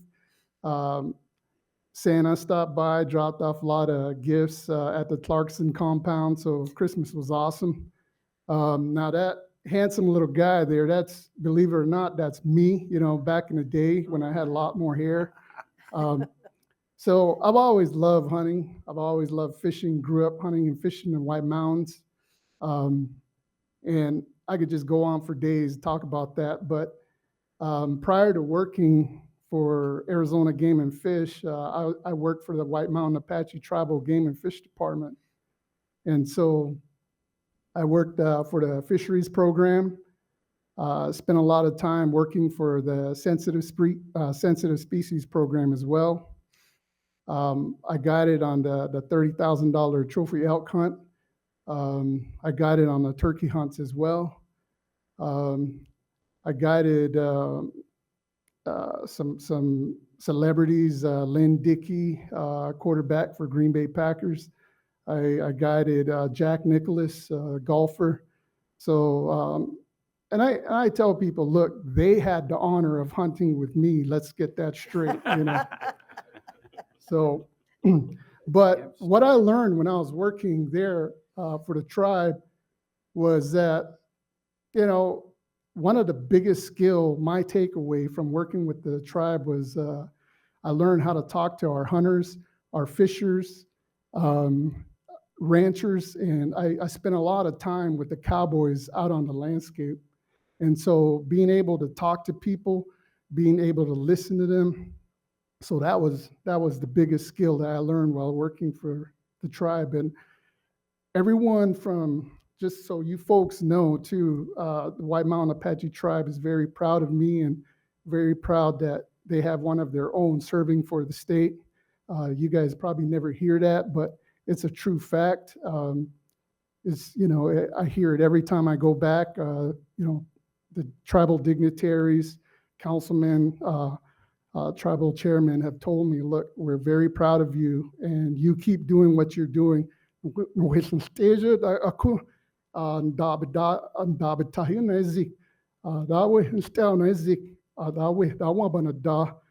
And they tell me, look, we're very proud of you. Keep continuing doing what you're doing, and we're thinking about you. So I just wanted to share that with you folks. Fabulous. Can you go to the next slide, please? So my district is situated just south of Buckeye, Unit 39. I wish I could point it out, but the top half there is 39, and to the south of that is Unit 40A. The three main towns that I have in my district is Maricopa, Gila Bend, and Ajo. And so I have about almost 2 million acres that I manage. It's a very large district. I have 93 wildlife waters that I manage, so it's a big task. My priorities are managing these wildlife waters and creating hunting and fishing opportunities. Next slide, please. So in 2020, our LRP program and myself did numerous site visits. We did a lot of town meetings in town of Gila Bend. We went to all these different allotments and we visited with landowners. And we had attendees such as BLM there. We had ADA. Speaking of ADA, Jim Lawrence, Don McDowell, the man that fears no fish, and Reed Collingwood, who's present. They were very helpful with all of these meetings. I was surrounded with a lot of talent, very thankful. They were very instrumental in a lot of these projects that you guys are going to hear about. The local Sportsmen's Club, Ajo Sportsmen's, and Gila Bend, and Buckeye Sportsmen's Club as well. Private citizens and volunteers attended. Next slide, please. This here's a map, and I just wanted you guys to have this for reference, so when we start talking about these projects, you guys can refer back to this. The blue flags are game and fish, wildlife waters, or guzzlers. Now, the yellow are the wells that we have worked on. The red flag is the dove plot. And the red outline is we have three different allotments there. There's the Gable Ming allotment, the Dandora, and Lazy T allotment. Oh, I almost forgot the dirt tanks too. We did some work on dirt tanks, but we'll get into that in a moment. Next slide, please. So in 2020, we worked with Tyson Stewart and developed a access agreement on the Poco de Nero Ranch. And we developed a sorghum dove habitat plot, and this has been very successful. Tyson allows access to hunters that are out there hunting for quail, dove, deer, javelina, and he's hosted a lot of different groups, wounded warriors, a lot of different elderly groups, children. And so there's a lot of positive feedback that we get from this this dove plot. So it is a huge success story. The cooperators are Tyson Stewart, the LRP program. Jake Yeager, if you're listening, thank you. All of your staff have been, just very important, helping me with all these projects. We had Emma, Zara, Robbie, just great people. And I can't say enough about the LRP program. The BLM also, we have a really great relationship with the BLM program. Next slide, please. Since 2020, we redeveloped 6 abandoned wells with wildlife drinkers. Now, this is huge. These wells, and Reed, correct me if I'm wrong, but a lot of them haven't been online since 1952. And so that's a huge success story. Just that in itself, I could probably talk about that for an hour. But these wells haven't been online since 1956, 52. We converted 11 wells out there to solar with wildlife drinkers. We repaired 3 BLM wells as well. And Reed has been very instrumental with the repairs. He's a well expert. So like I said, I surround myself with talented folks, and everything is just a phone call away from me. The cooperators are the landowners, the permittees, the LRP program, BLM, ADA, Gila Bend, Buckeye Sportsman's Club, and also the local high school came out and fabricated all these solar arrays. Next slide, please. We also have 3 dirt tank improvement projects that were completed. 2 of them were on the Gable Ming allotment, the Peterson tank, the Jago tank, and 1 on the Lazy T allotment, the Webb tank. Now, Robbie and LRP program and these permittees were all, we worked together. As you can see, we did site visits. These dirt tanks weren't very effective in holding water. They are now. They were cleaned out and relined with sodium bentonite. And so a lot of work went into these. I really like these dirt tanks. There's just more of a natural setting for wildlife and for cattle. So it's a win-win for the cattle owners and wildlife. Next slide, please. We redeveloped 5 wildlife waters in units 39 and 48. The original vault catchments held 2,500 gallons, which meant that we were constantly hauling water to these locations, and we're constantly getting phone calls, and it's just one thing after another. But since they've been redeveloped, they now hold 14,000 gallons at every site, which is huge. Ranch bought water monitoring systems were deployed at most of these wildlife water sites as well. These were all constructed by Arizona Game and Fish volunteers, the Region 4 staff, which is Charlie Hansen and his group, Jill Bright, David Kuhn, Robbie, just everyone from Region 4 office came out and assisted, and I wanted to thank them. Retired staff, Mark Brown, we had John Herbert out there all the time. I wanted to thank Arizona Game and Fish Development Program as well. They're always hauling water for me. They assisted with these ranch bot deployments. So thank you to the development program.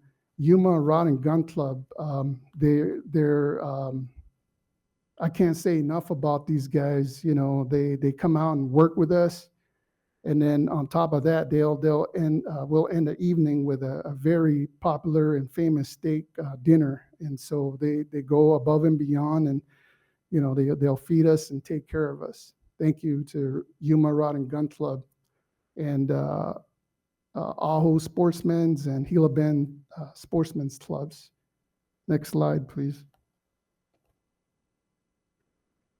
Now, when I came to district, we developed really good relationships, really great relationships with the Sportsmen's Club, the Aho Sportsmen's Club and the Gila Bend and Buckeye Sportsmen's Club.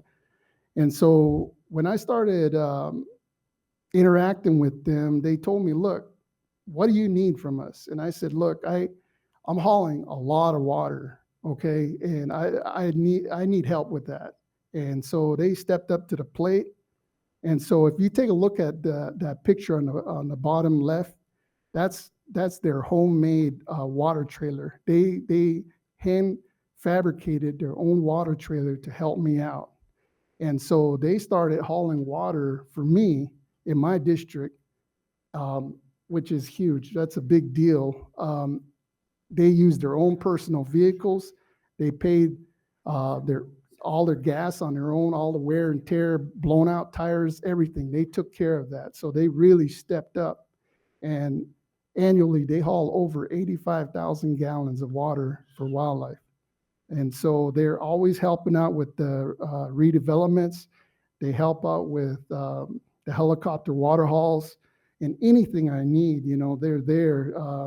They're very talented fabricators, welders, electricians, plumbers, you name it. And so my hat's off to those guys. And in 2023, the Aho Sportsmen's Club received the Outstanding Club of the Year award. Thank you to those groups. Next slide, please. We partnered with Arizona Deer Association, Arizona Antelope Foundation, Arizona Bighorn Sheep Society, and they donated 3 new trailers, and one was donated to our program. 2 of them were donated to the Aho Sportsmen's Club, and you saw they were using their handcrafted trailers up to the point when these new trailers were donated. So this is huge. This is a big deal.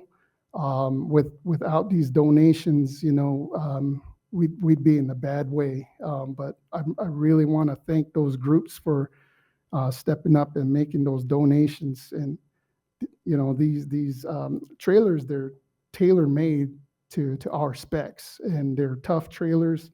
They have to be able to withstand the rigors of the desert, and so they're overbuilt. But anyways, I wanted to thank those groups for everything. Next slide, please. I just got the chills. This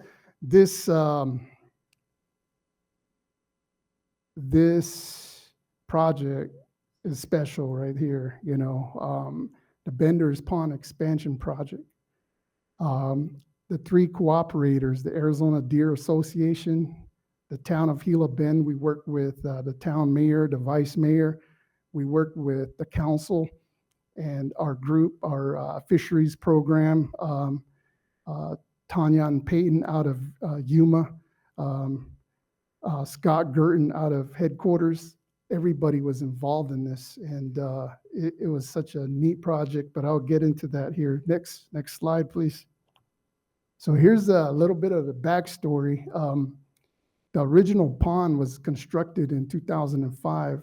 It was too small and too shallow. It was at 1/8 of an acre and only 6 feet deep. Very limited stocking opportunity, no annual fishing events, no angling opportunities throughout the year. So if you take a look at the picture on the left hand on the top there's the original footprint of the pond, the original pond, and the red perimeter is the actual pond that's there now. The picture on the bottom left-hand corner, that's the original pond. I mean, it was such a small pond, you could cast over that thing, easily. But the town, they loved it. They still came out for events, but it was unsatisfactory to me. I know that we could do better, and so we came together. We had, can you come back a little bit? Come back one slide, please. So in May of 2023, we had our first inaugural meeting with the town of Gila Bend and ADA. And people started brainstorming. People were very passionate about this project. And so we'll go ahead and move on to the next slide. Things just snowballed really quickly, and many thanks to Madam Chair Marcia Sue and Commissioner Guggenhauer for their involvement in this. I know that they were on the radio, and I heard you guys every Sunday, you guys endlessly plugged Gila Bend. You endlessly plugged my district and this pond and, the need for this expansion. And so I appreciate all that you folks did. The construction started in June of 2023. And fish habitat was installed, an aeration system installed. It was excavated, then lined with 250,000 pounds of sodium bentonite. And there's a picture of Reed there, laying out sodium bentonite. But everybody just came together on this, and all of that was donated by Western Clay. Believe it or not, there was a lot of people that donated to this. The 41 trees, that was a donation from Moon Valley Nursery. And so everything just happened really quick. And you can move to the next slide, please. We had our grand opening on October 28th in 2023. Over 250 people attended. There was free 1-year licenses given to all the kids who attended the grand opening. The town of Gila Bend, Madam Chair Marcia Sue was there. Our Game and Fish employees, Western Clay was there as well, and ADA. I think every kid walked away with some type of prize that day. It was such a great event. I mean, I can't say enough of how well this all turned out for the town of Gila Bend. We're as an agency, we're always talking about recruitment. We're always talking about angler satisfaction, and I think that picture on the bottom right hand, that sums it all up right there. That was a picture that was sent to me by one of the parents. That kid attended that opening, and he fell asleep with his tackle box and his fishing pole. And so that's what it all means at the end of the day. And I was happy. I was very happy to have been part of that. Next slide, please. Upcoming projects, we're starting on Redondo Well in Unit 40A. We're looking at Coffee Pot Well in 40A as well. And Coyote Well is in the process right now in 39. And I talked to Travis Erickson about a wildlife ramp and drinker. So we're going to be working on that. Next slide, please. I just wanted to say thank you to all the cooperators and donators and Madam Chair and Commissioner Guggenhauer and, everyone that helped out with all of these projects. It means a lot. It means the world to me. And I know that this is something that's very important to all of us. I wanted to thank my supervisor, Mike Rice, as well, and Danielle Klaus, also Mike Sumner. They've been there helping me out along the way, so I appreciate all of their help. I'll take any questions at this time. Thank you. Commissioner Kerr has a comment question for you. Osho and Travis, thank you for for all your work. I can see that you are really passionate about it. And I know that the communities that you serve are really thankful for everything that you've done. And speaking for all of the White Mountains, we're all proud of the work that you're doing. So thank you very much. Great, thank you, Ashok, Commissioner. thank Go ahead, you. please. No, go ahead. Oh, I wanted to say, Ashok, in Apache, that means thank you. Thank you for, I was thinking about you earlier. I heard Pine Top in my, my ears kind of sprung up. And, thank you for doing what you do up there as well. And everyone here, thank you for all the work that you guys do. I you. appreciate that. Commissioner Guggenauer? Thank you, Madam Chair. Officer Clarkson, what you're doing here today, you exemplify what we call the whole mission of our wildlife managers. Very often, we see our officers when we're doing our revocations during the day, and everybody perceives that that's what officers do. You explained very clearly today the mission of our wildlife managers, and I applaud that. The second thing I'll tell you is being close to some of these, you make it sound like there was great cooperation and we all get along out there. And it didn't go like that, brother, and you know it. Yeah. Every one of these was an issue of cooperation. Your mannerisms, your ability to get people together to work through these things is exemplary. So I thank you for your work. You get a lot of the credit for these things being so successful. So thank you for that. I appreciate. Yeah, it's sometimes it's not. I would call it an unholy matrimony at some points, But at the end of the day, I think we'll chalk that all up to passion. Sometimes passion. People get very passionate, and that's great. I'll take it all. I've worked for the Wolf program for a long time. And I have a thick hide, and that's all right, So I appreciate everything you said. I never present, I'm like we do revocations and stuff. And so this is very important to me, and I'll remember this for the rest of my career presenting today. Thank you.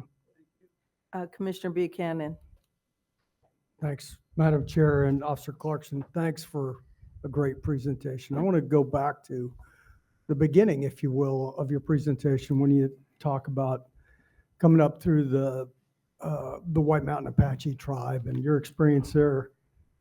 When I look at our work with the White Mountain Apache tribe, tremendous cooperation in all kinds of things, not the least of which is Apache trout.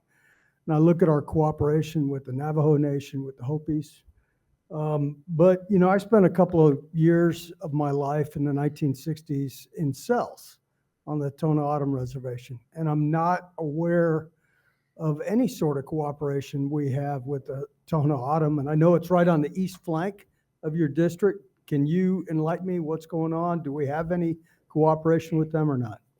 Yes, we've been having meetings with them, and we're in phone call. We often call the biologists down there, and so we have there's a lot of discussions that we have, and they'll talk about their concerns, our concerns, and we'll we'll hash it out. And, we have really great rapport with them. One of the, speaking of wells, the TO Nation, I spoke with their hydrologist recently, and she was fascinated with the work that we've been doing with the wells, these abandoned wells. And it sounds like they have a lot of these wells on the reservation that they would like to get back online at some point. And so I may have to summon the dream team, and take a trip down to Sells and see if we can be of help in some capacity. Thank you, sir. I doubt I can be helpful, but if I can, I'm there for you. Thank you, Commissioner. What a wonderful presentation. Thank you so much. I really appreciate not only your presentation, but always working with you and your team. It's just a real pleasure and honor. So thank you. Absolutely. Thank you, Madam. Thank you. Madam Chair, we've got decisions to make. We have probably for the next presentation, 25 minutes or so. I don't believe we can fit that in. Lunch is not here, but it is in transit. We need about 45 minutes for executive session, so we could go into break now. Okay, let's do that. Let's go ahead and take a break. I need a motion to break for executive And session. the time to return, please. And we'll be back at 11:45. 45. Does that work? 12:45 maybe? I mean, 12:45, yeah. So moved. Second. Second, we have a motion and a second. We are breaking for executive session. Thank you.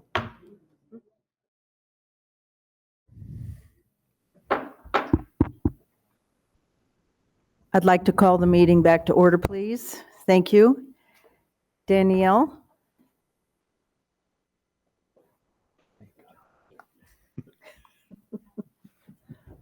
Thank you, Madam Chair. We have another special guest that I'd like to introduce, Council Member Eric Gettle. Would you like to say a few words to the Commission? Yes, thank you. Come on up. Thank you. Well, Madam Chair, Vice Chair, Commissioners, welcome to the great city of Maricopa. I want to start with an apology. I meant to be here a little earlier this morning to welcome you all to our great city, but my work took me out to the sprawling metropolis of Ajo, Arizona this morning. So in my early morning drive at about 4 a.m., I'm going through the Maricopa Mountains, north and south, and hitting a left there at Gila Bend and going down south a little bit further. And I was thinking, there's got to be a ton of deer out here in these mountains. Probably some bobcats and some mountain lions. I know there's javelina and quail and all these other wonderful species that populate our state of Arizona. And as I was thinking about my remarks today, I just wish to express some thanks and gratitude, knowing that many of those populations wouldn't exist if it weren't for your efforts and what you do to help maintain some of those populations here in our state. So that does not go unnoticed by some. By many, I'm sure they're completely oblivious of what you do. But I am personally very grateful for that opportunity. Both my grandfather, my father raised me kind of as a hunter. I don't go often as I would like, but we get out as much as we can. And again, just the opportunity to chase some game and have some fun and to have those familial bonds strengthened over that experience has been a cherished memory and part of my growing up time. So thank you again for all of your tremendous work in making that happen. I was talking a little bit with our chair before we started. I realized budgets are so tight, and the Arizona, even though we value our recreation here in our state, we seem not to fund you very well at all. All of the funds that you have, I understand, are raised through various means. And so again, I know you're on a shoestring budget. Thank you for everything that you do here for our state. Hopefully we've been great hosts. It sounds like we've done a pretty good job at taking good care of you today, and I'm grateful for the staff that's made this possible for you to be able to enjoy our great city. If there is anything that we can partner with more in, I would welcome any relationship to be formed. Please reach out to our city. We are more than willing to be the greatest partners we can be in those different projects you have for around our area. So once again, welcome to Maricopa. Thank you again for being here, and please let us know if there's anything more we can do to support you in your mission. it was a pleasure meeting all of you. Thank you so much. Well, thank you so much for taking the time to come and see us. And how was the drive? It's gorgeous. I know you've probably gone out that way, maybe not necessarily through Gila Bend, but on your way to Yuma, perhaps. It's just a gorgeous part of our state. Of course, I get out there a little bit before sunrise, so it's kind of dark Oh, on the way nice. out, but the drive back in is gorgeous as that sun comes up. And so it's beautiful, beautiful drive. Thanks for asking. Yes, absolutely. Do we have the folks from the facility? Are they ready, Danielle? Great.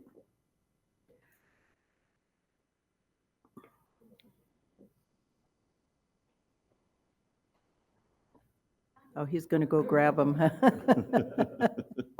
Chatting. We like to chat. I wanted to do this while you're here too, so you can appreciate the people as much, and I know you do, as much as we do. So thank you for that. Thank you for that. And it's always nice for them to see that people notice, because I'm sure that a lot of what they do goes unnoticed. Come on in. Come on in.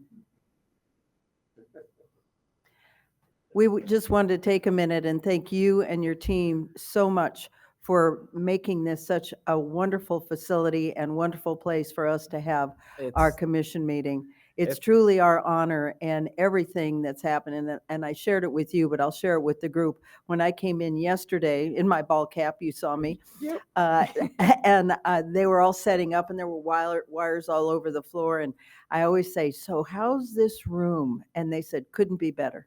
Couldn't be better. And the help from your staff, from you, has just been superb. So we personally wanted to thank you, and I wanted Eric to hear that, because I hope you know what this means to us, and making it easy for us to include the public, because we're streaming, and the people that came to view the meeting in person. It's very much appreciated. You made us look real good today, so thank you so much. A round of applause, please. Our pleasure, just doing my job. Sorry, I don't like talking in front of people, but you guys have been awesome to work with. So, thank you. Well, Craig and Angela have been fabulous. So just thank you, everybody. You just made it very easy for us. All right, is Angela here? Did she not make it? Oh, she's busy. Of course she is. She's giving good customer service somewhere, right? Oh, I'm sorry. I mean, thank you. All right. Director? Madam Chair, item 9, state and federal lands planning update. Presenter is Callie Cavalcant, Habitat Evaluations and Lands Branch Chief. Good afternoon. Can you hear me okay? Yes. Great. Thank you. Okay, for the record, good afternoon. Callie Cavalcant, Habitat Valuation and Lands Branch Chief. I have a state and federal lands planning update for you this afternoon. It's going to be a little bit of a longer one. I'll start off with our general updates, and then I'm going to dive into our semi-annual renewable energy update for the year, which I had shared that I was initially going to present last month, but I was absent, so apologies for the delay. Next slide, please. Okay, the first update I'm going to provide, the Bureau of Land Management recently provided a draft of their Lake Pleasant Herd Management Area Plan and their Population Control Environmental Assessment. They made that plan available in December for public comment, and the department submitted comments in January. They did have a prior plan that was published in 1999. That plan had a recommended appropriate management level for burrows in this area. However, it was never formally adopted or approved. This updated plan establishes a new AML that's at 140 to 250 burrows.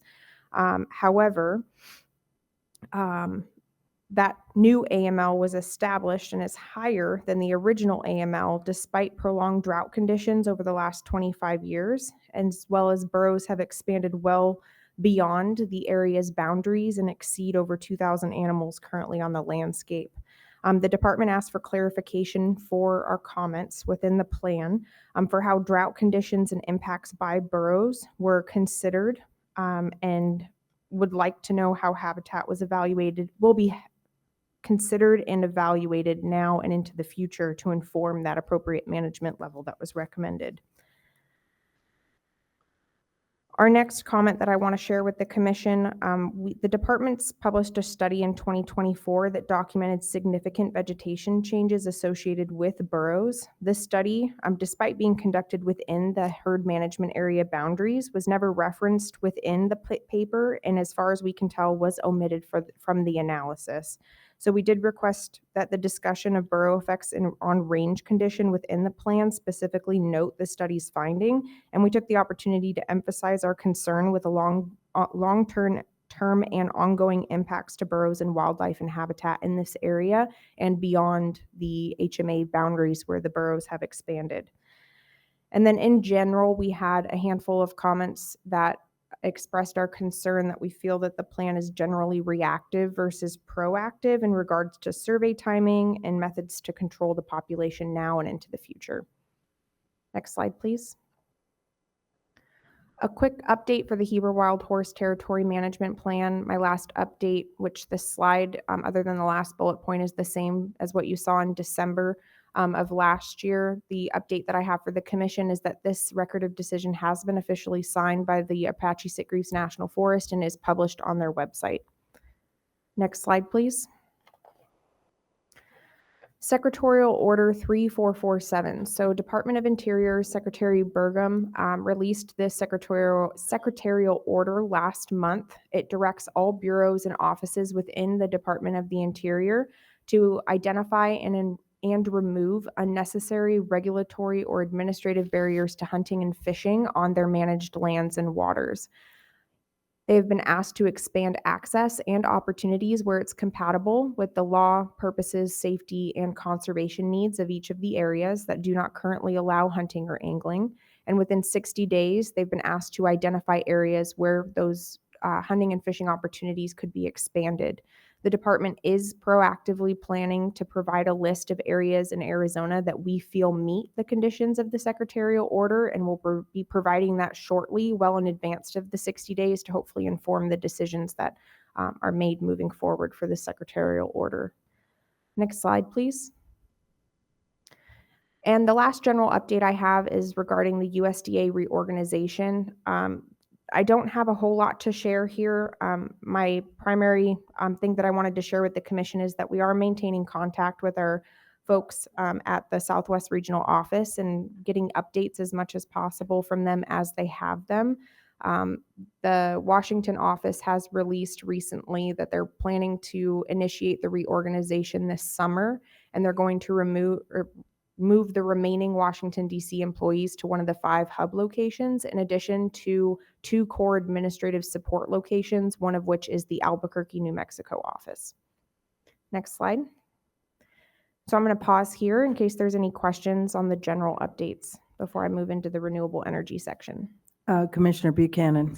Thanks, Madam Chair Kelly. Just so I want to make sure I understand on the USDA reorganization, that includes the department as well as the subordinate Forest Service. Is that correct? So my assumption is the Southwest region, which is now in Albuquerque, is going to go away with this.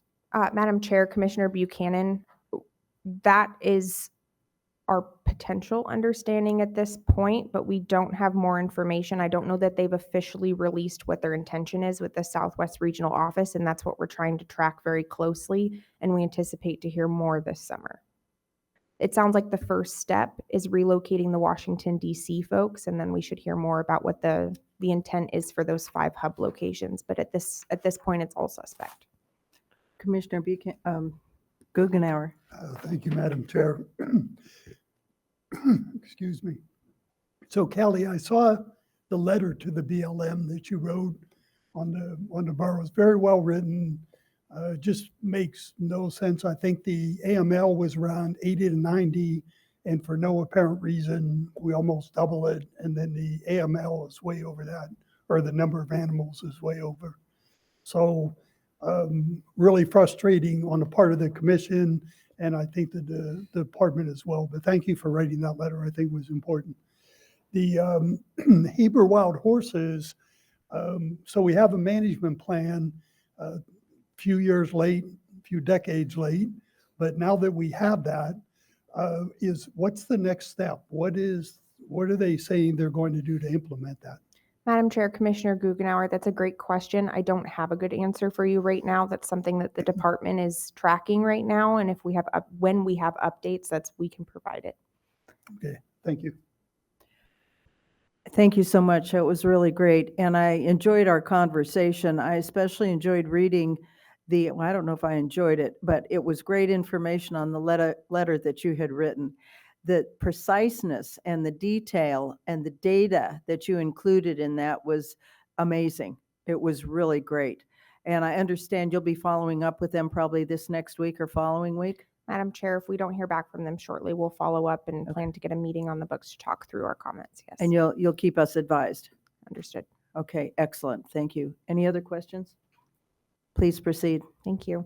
Okay, so this next handful of slides are our update for renewable energy. It's our first of the two that we'll provide this year. The focus on this particular update is going to focus on a summary of our engagement on projects for the 2025 calendar year. You're going to see updated maps and metrics that were provided in the presentation that was given in January of last year. And so we will jump right into it. Next slide, please. This first slide is a summary of the renewable energy, so both solar and wind projects that the department is aware of on the landscape or that have been proposed. I'm sorry, these are not all that are projects that are built across the landscape for the last 25 years. So the bars on this graph are the solar and wind projects that have been proposed, and the lines are those that have been built over the last 25 years. During 2025, we became aware of 18 new solar projects and 3 new wind projects that were proposed. And then there were 3 built solar projects and no new wind projects that were built for 2025. It is still the department's experience that the majority of these projects that we engage on do not reach the final construction phase. Next slide, please. So we provided 37 comment letters we provided comment on 37 wind and solar projects this year compared to 40 projects in 2024, which is not a significant change from last year. I do want to note that this slide is not representative of all the projects that the department engaged on in the past 2 years as a whole. These are just the ones that we submitted comment letters for. We also continue to engage with one-on-one meetings or public meetings and other types of correspondence with these renewable energy companies, but these are specific letters that we shared with recommendations. For those 37 projects, 17 of those we had commented on in the past, which shows continued engagement, which is great. That's what we love to see. And then for 20 of these projects, it was our first time engaging. And so I'm going to talk a little bit more about those 20 projects later in this presentation. Next slide, please. So the 37 projects were in various stages of development or are currently in various stages of development, ranging from initial scoping period to operations. Based on our engagement and publicly available information, the commercial operation dates for these projects range from 2026 to 2030. We are aware of 2 projects at least of those 37 that have been canceled. And 2 of the other projects, both wind projects, are already operational and we've been engaging with them. Our particular engagement for 2025 was commenting on their post-construction monitoring plans, which is that opportunity for us to provide input on adaptive management measures that they could opt to implement to reduce impacts to wildlife. Next slide, please. I do have a question on that one. On your third bullet point, 2 of the projects, both solar, have been canceled. Was that perhaps partly because of the data that we provide them on migration or any of that? Or was it done for different reasons? Commissioner Sue, I do not know why those projects were canceled, but I do not believe that it was based on our comments and our recommendations. There's nothing that requires a company to put our recommendations into place. And again, it's not unusual for projects to be canceled for various reasons. It could be financial or part of the permitting process. And I don't know the circumstances behind those 2 projects. Thank you. Okay, so this slide is specific to those 20 new projects that we engaged on this year. They are spread across private, federal, and state lands. Our percentage differences between the 3 are within 2 to 4% of our 2024 numbers, showing no significant change. That is a little bit surprising given the July memo from the Department of Interior, which required all wind and solar projects on federal lands to receive the Secretary of Interior's approval before moving forward. However, the vast majority of projects that we engaged on federal lands this year were reviewed during the first half of the year. And so there is some potential that we could see some impacts from that new approval process in next year's metrics.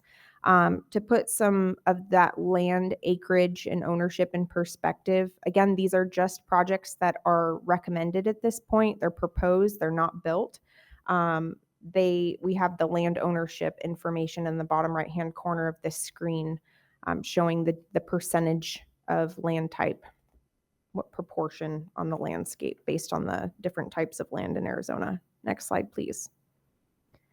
Okay, so looking at how these projects spread across the regions, this first slide and map is for solar. Most of the acreage for solar projects we commented on this year were cited or identified in Region 1 and Region 4, and I'll talk about why here in just a second. Next slide, please. And this slide and map is for wind, and we're seeing the majority of the projects being cited in Region 1, followed by Region 2, but we also have a new project that we're engaging on in Region 5, and then we have a handful of projects in Region 3 that we continue to engage on. I'm sorry, not a handful, a project in Region 5 that we continue to engage on. Next slide, please. And then looping back around to why we're seeing solar cited where we're seeing it. To back up just a little bit, this slide is representative of all of the projects that we've engaged on. So this is both proposed and built solar projects across the state. The pie chart represents the proportion of projects that have been proposed or built in each of the 5 primary habitat or land use types. And you can see that the majority of projects are proposed on desert scrub, followed by grasslands and agricultural land, while only a small portion are proposed on developed land. It's because those areas are generally flat, which is conducive for solar development. Next slide, please. Okay, this is the last metric slide I have. The department encourages early engagement on renewable projects, and this slide shows the stage in which those 20 new projects that I mentioned reached out to us for review. The green is the earliest stage, that initial scoping period. The yellow is the baseline studies and pre-application. Orange would be like the permitting, and gray is no direct engagement. That doesn't mean that there isn't direct engagement on the department's behalf. We still engaged and provide recommendations to those projects, but it wasn't the developer themselves that reached out to us looking for those comments. That opportunity was facilitated either by a permitting authority or a different avenue where the department was still able to provide comments and engage. And the point I want to make there is that the majority of folks are engaging with us from the developer level, which is great for us to maintain and build those relationships over time. I would also point out that in wind, most projects reached out at the earliest stages of project development, which is great because that provides the most flexibility for us moving forward to provide recommendations very specific to the project. And for solar, most of the projects reach out prior to applying or while applying for their permit applications with the applicable land management agency. Next slide. Commissioner Buchanan has a question or comment. Okay. Thanks, Madam Chair. Thanks, Kelly. I want to go back to a couple of years ago when you walked us through all of the department's mitigation steps. And there are some people who believe mitigation only comes at the end and it's in the form of money. But actually that slide highlights how the department's early engagement can help shape a project, can help cancel it, can help ensure that the project meets everybody's needs, to include wildlife in this case, whether it's raptor migration routes that we learned about last month, et cetera. So, I'm not going to put you on the spot and ask you to go through all those steps, but it is really important that we are engaged early, and you guys are doing a great job of it. Thank you. Callie? For sure. And I can pause here if there's any other questions related to the metrics. I'm going to share a couple more slides that have to do with some successes we've seen recently. We're good. Thank you. Thank you. Next slide, please. Okay, so I'm going to walk through 2 of the department's recommendations and then a recent success we've had with working with developers to implement those recommendations. So the first one is that we recommend surveys for burrowing species to determine their presence and to inform pre-construction activities. We do make sure that our staff are available for identifying suitable conservation measures such as one-way exclusion burrows that allow wildlife to exit the burrows and disperse to adjacent lands in advance of construction. Next slide, please. So here's an example of a developer that coordinated with the department while implementing this measure, and they recently shared these photos with us. These were taken at 2 of their solar projects within the state. The photo in the upper middle is an example of that one-way exclosure that's used on site. This one was used specifically to exclude kit foxes and badgers prior to construction. The way that this works is that the animal exits the burrow and can't get back in, encouraging them to disperse off-site and create new burrows outside of the construction area for the project. The burrows are monitored with game cameras to ensure that the animals do abandon the dens prior to collapsing the dens and moving forward with construction. Next slide, please. The next one I want to highlight is open corridors, which we recommend to help facilitate wildlife movement. Next slide, please. So a developer came forward with a design. They had already incorporated multiple north-south wildlife corridors into their initial design for their solar project. However, this is a great example of like a very unique situation where we had specific data for this unique project that showed that not only were pronghorn using north-south movement corridors, but also east-west corridors in this area. And so we worked closely with the developer to still meet their energy requirements while also accommodating the pronghorn movement in this area. And they reconfigured the panel layout to include both north, south, and east-west corridors for this project. Next slide, please. Okay, my last couple of slides, I want to touch on the department's development of our solar guidelines and the timeline. So when I last shared in June, we had just sent out the first draft of our comments to both industry groups, counties, federal and state agencies, and conservation organization with the goal of gathering a broad range of input early on in our draft process for those guidelines. We are wrapping up the second draft of those guidelines, and we will be hosting a webinar later this month on Monday, February 23rd, to discuss the changes we made in the draft based on that initial feedback that we received. And it's going to be followed by another opportunity to provide comments on our second draft.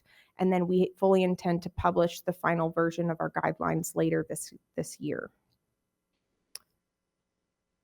Next slide, please. And just to briefly touch on the purpose of the solar guidelines, they are meant to serve as a voluntary framework to facilitate deployment and operation of solar projects in the state while minimizing adverse impacts to Arizona's wildlife and their habitats.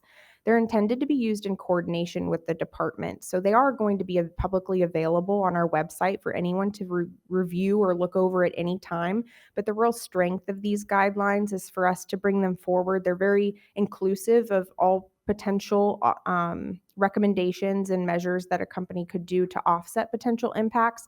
But the strength in the coordination piece is tailoring our recommendations to the specific and unique circumstances of individual projects, because there might be certain pieces of those guidelines that are more applicable to a project than others. And so it's meant to facilitate a great conversation and coordination with the companies. And with that, next slide, please. I'm available for any questions. Well done. Very nice. Thank you so much. Okay, great. Thank you so much. Appreciate your time. Madam Chair, item 10 is Commission Priorities Update. Presenter is Luke Thompson, Special Assistant to the Director.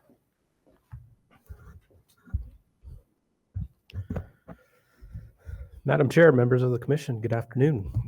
My pleasure again to present this month's Commission Priorities Update before we have Dan Sterla join us for the expanded report regarding improving and conserving habitat. Just a couple highlights here for this month's report. Ben, if you could move to slide 15 for us, please.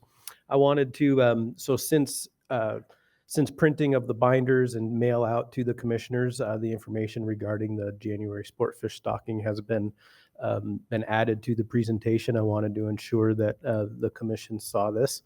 If you go one more slide, you will see that cumulatively, we're on target for that delivery of sport fish stocking across the state. Also, if we can move later in the presentation, bear with me here, Ben. It's one of the last couple slides. The wildlife connectivity slides, I believe it's page 45. Following last month's conversation, we were talking about the milestones associated with the new wildlife connectivity metric. We have brought forward those milestones for incorporation into the report and moving forward. I'll back up another half a step. Keith Knutson is available in Phoenix to talk through this if any of the commissioners have questions. But moving forward, in addition to identifying the milestones accomplished, I believe there's an effort here to also identify those milestones moving forward. So if there's a specific project such as the Willard Springs overpass, and there's discrete milestones along the way, that those will be brought forward and reported out on throughout the year. With that, I'll open it up to any questions before we have Dan come up and join us for the expanded report. Any questions? Madam Chair, just a comment. So Luke, I appreciate the work on priority 10. And as we were talking with Luke and Jeff, this is one of those priorities that we don't get a monthly update for a metric. It's going to be a little more difficult because so many agencies are involved. The time frame is much longer than what we're used to. So I appreciate the effort by the department to identify some of these things going forward, but also the work that's been done in this area already. This was very enlightening slide that's up there. But good work by that team to get their arms around what we're really going to measure here. So thank you. Great, thank you. Go ahead, Luke. Excellent. If there are no other questions, I'll defer to Dan Sterling, and we'll bring up the expanded report. Great, thank you so much.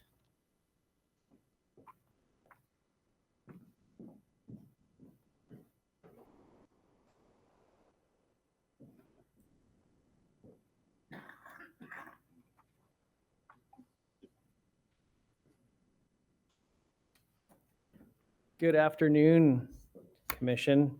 It's Good great afternoon. It's great to be up here again. Thanks for hanging around.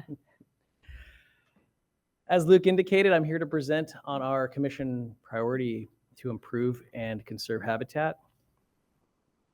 Slide number 2, please. So to kick this thing off, I'm going to focus this presentation specific to enhancing habitat, conserving habitat, actions in the landowner relations and habitat enhancement program. This metric does include work from aquatics and the development branch. However, Julie Carter with aquatics provided her update last month for aquatic habitat, and Chris will provide his update a little bit later this year. And so I was going to focus today's reporting just on landowner relations activities. Specific to the program, we have 2 metrics, securing public access and enhancing wildlife habitat. We'll talk about public access in June when we go to Payson, and today we're going to focus on habitat. Next slide, please. So specific to the metric, you guys see this in your monthly reports. This year, landowner relations has a target of 1 million acres enhanced. That's a slight tick up from last year. We were about 860,000 acres last year and 816 the year before. This includes water projects, grassland restoration, prescribed fire, forest restoration, riparian work. This year, we are in January. We're at the midpoint for the year, and we're about 60% towards our goal. It is the result of 63 projects, 42 of those being water projects and 20 of those habitat restoration. So water outweighing habitat about 2 to 1. Feel confident that we should have no problem meeting our goal, even though it's as high as it is at 1 million acres. On the right side of this slide, pretty neat project. This is from our 18A project that you guys have heard about to death. Group of Pronghorn, check it out, a mastication project, and they're pretty quick to move in once we remove the brush. So fun one to share there. Next slide, please. Within the Landowner Relations and Habitat Enhancement Program, we have 3 sub-programs unofficially, and I'm going to present them to you in the way that I think about them, which is in scale of project size. And so you can think about them in terms of small, medium, and large. That doesn't mean that the small ones are any less meaningful or deserving than the large projects. They just cost a little bit less to get on the ground. The small program is going to be our landowner relations program. This is our longest running one. This is our bread and butter. This is the mom and pop projects where we have 7 landowner relations specialists around the state that work directly with our landowners, producers, permittees, leases, etc., to work on mutually beneficial projects for livestock operations as well as for wildlife. What's neat to point out on this slide is that this budget has been ticking up. Now keep in mind this budget, FY24 through 26, also includes allocations that are for access agreements. And so in terms of this presentation and habitat enhancement activities only, you could cut those numbers in half. And so this year we're looking at about $1.1 million to support those 64 projects. That's a lot. What's really unique about this program is that it doesn't use any PR funding. So this is all non-federal funding. Most of it is game and fish, a little bit of heritage, IPAM. But these are all projects that start and end within the same fiscal year. And so specialists around the state are working on developing projects, getting them shovel ready. We've all heard that term, and making sure that they can begin when the budgets are loaded and complete before the deadline. So this is pretty neat. I think the biggest thing here is to highlight that this number is ticking up. This year we did 64 projects. Last year we did 38. And so we're getting more work done with our producers, more partnership, more cooperation, all that good stuff. Again, some pronghorn on the right side of this slide. Catching a drink from a ranch water. Next slide, please. Moving Yes, up. Commissioner Buchanan has a question. Thanks, Madam Chair. And Dan, I appreciate the time we took in our discussion last week or week before. I think that's a really, for our public and also for our different elements of our department to reinforce. Probably 6 or 8 months ago, I don't remember exactly when, I was meeting with a rancher, and he was bemoaning the fact that he thought that he couldn't access game and fish help anymore to help on his particular ranch. And he was entirely focused on HPC, which I know you're going to go to next. But the types of projects that he was talking about, taking silt out of a stock tank, which benefits both cows and deer in this particular case, are tailor-made for the landowner relations program. So I want to commend you for getting the word out there. I know that the department is working hard to get the word out to our ranchers and their partners throughout the state on how important their partnership is and how we're in fact there to help them. And I think a lot of people don't really understand that. We can do the big landscape scale size projects, but we have different means to handle even the small ones. So that's really important work. Yeah. Madam Chair, Commissioner Buchanan, thank you for pointing that out. And I'd be amiss if I didn't kind of put the sideboards on what that size is. The landowner relations program in the previous slide, when I say small, these are projects. There's no project is too small, but these projects typically are in the $3,000 to $5,000 price range. And if they get anything above like $15,000 or $20,000, we're going to kick it up to a larger program that can support it. Yeah, I guess it's kind of been lost. We talk about HPC and people are hyper focused on names and acronyms, and I'm going to do my best to not use acronyms for the rest of this presentation. But that's really the strength of our 7 landowner relations specialists around the state. There's a lot of pots of funding, okay? We've got the small, medium, and large. We've got external funding. We have partner fundings. We have grant opportunities. And so we don't want our ranchers to get caught up into which pot of money. I mean, at the end of the day, it's green. And we want to do our best to facilitate that process.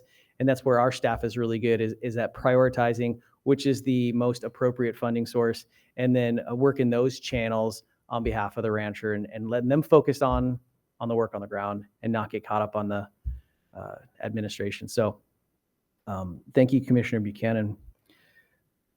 Any other questions before I continue? No, please proceed. Thank you. So moving up in scale, sub-program number 2 is the HPC. I'm not going to cover too much on this because it gets several standout presentations throughout the year. This program's been pretty steady in this $3 to $3.5 million range. and projects ranging in that 30 to 40 projects per year. It's slow and steady. What's really unique about this is that this funding is all provided through revenue generated through commissioner tags. All the funding is donated back to the department, and the dollars are dedicated for the species that raise the funding. And so whatever the whitetail tag generated, that funding is dedicated for whitetail and so forth for the 10 species. And so it's a very competitive program. We fund the highest priorities, again, prioritizing shovel ready, project match, make our dollars go as far as possible on the landscape. Next slide, please. Here's a snapshot of what we did this past cohort. So the last HPC cycle was completed in October of this past year. It is a competitive program. It is not designed to provide equity or fairness, but what's really unique about this is how competitive and how the funding was broken down. So we don't try to do a 50-50 split between water and habitat, but our specialists around the states, they're working on great projects. They're all competitive. $1.6 million dedicated to both of those features. Oftentimes we're looking closely at where are we doing waters versus habitat. Look at that, $1.6 million each, 17 projects, 13 projects, about 130 grand towards some wildlife friendly fence conversion, as well as some disease testing. So 32 projects completed in HPC versus the 64 completed projects in LRP. These are bigger projects in scale, cost, magnitude. And photographs here, we've got a trick tank in 12A West near Jacobs Lake for mule deer. And there's a hand crew doing a pronghorn treatment in South Kaibab outside of Flagstaff in that top photo. Next slide, please. The Habitat Enhancement Subprogram, this is the largest of the three. We don't talk about it so much because it's kind of slow and steady. It averages about $1 million a year on an internal budget, and it is absolutely focused on large scale landscape restoration. The emphasis here is on partnership, and typically this program is working almost exclusively with federal partners, land managers, forest and fire agencies, nonprofits, people with large pots of money investing into conservation on the land. It starts with about $1 million on an internal budget, and it typically brings in about $2 million in external funding, project match, leverage, things like that. Next slide, please. Theme of the last slide was partnership. The theme of this slide is also partnership. For the last several years, we've talked about our Regional Conservation Partnership Program grant, the RCPP. Again, I'm trying to stay away from acronyms. We've promised to give the commission an update whenever we have one, and here we are. A little bit of background before I dig into the update, but for background for everybody else here, what's unique about this is the department and its partners were recently awarded a year ago about a $25 million grant through NRCS. This grant targets brush management up to 35,000 acres, water developments, prescribed grazing, wildlife-friendly fence conversions. It is statewide, and we also have several priority areas identified within the state that you can see identified on this map with red cross-hatching. Those are high wildlife areas, high-value wildlife areas, excuse me, as well as areas where the department has recently invested large amounts of money in previous RCPPs. And so we want to continue those investments when possible. Next slide, please. So really what's unique about this Regional Conservation Partnership Program is the type of the way NRCS has offered the grant to the partners. As opposed to a traditional grant where the authorizing agency would administer it and be in charge and be the lead on it, this is offered in what's called an alternative funding arrangement, also referred to as an AFA. What's unique about this, at the time of the award, there was one AFA in the country. So this was the second of its kind, And this is partner-led conservation, partner-led priorities. The partners will assume most of the role of NRCS, and they will administer the grant with NRCS checking in and providing authorization and steps where they need to be, but the partners are really going to be driving the bus on this. And so the three primary partners on this, Pheasants Forever, Quail Forever, they're the lead partner. They're going to take on the administration, the invoicing, the reporting, all that messy stuff. The Arizona Association of Conservation Districts, they are going to be the partner on the ground providing technical assistance, developing ranch plans, a lot of the intricate project design being NRCS. Projects have to be completed a very specific way. Engineering, cultural surveys, all that the AACD will handle.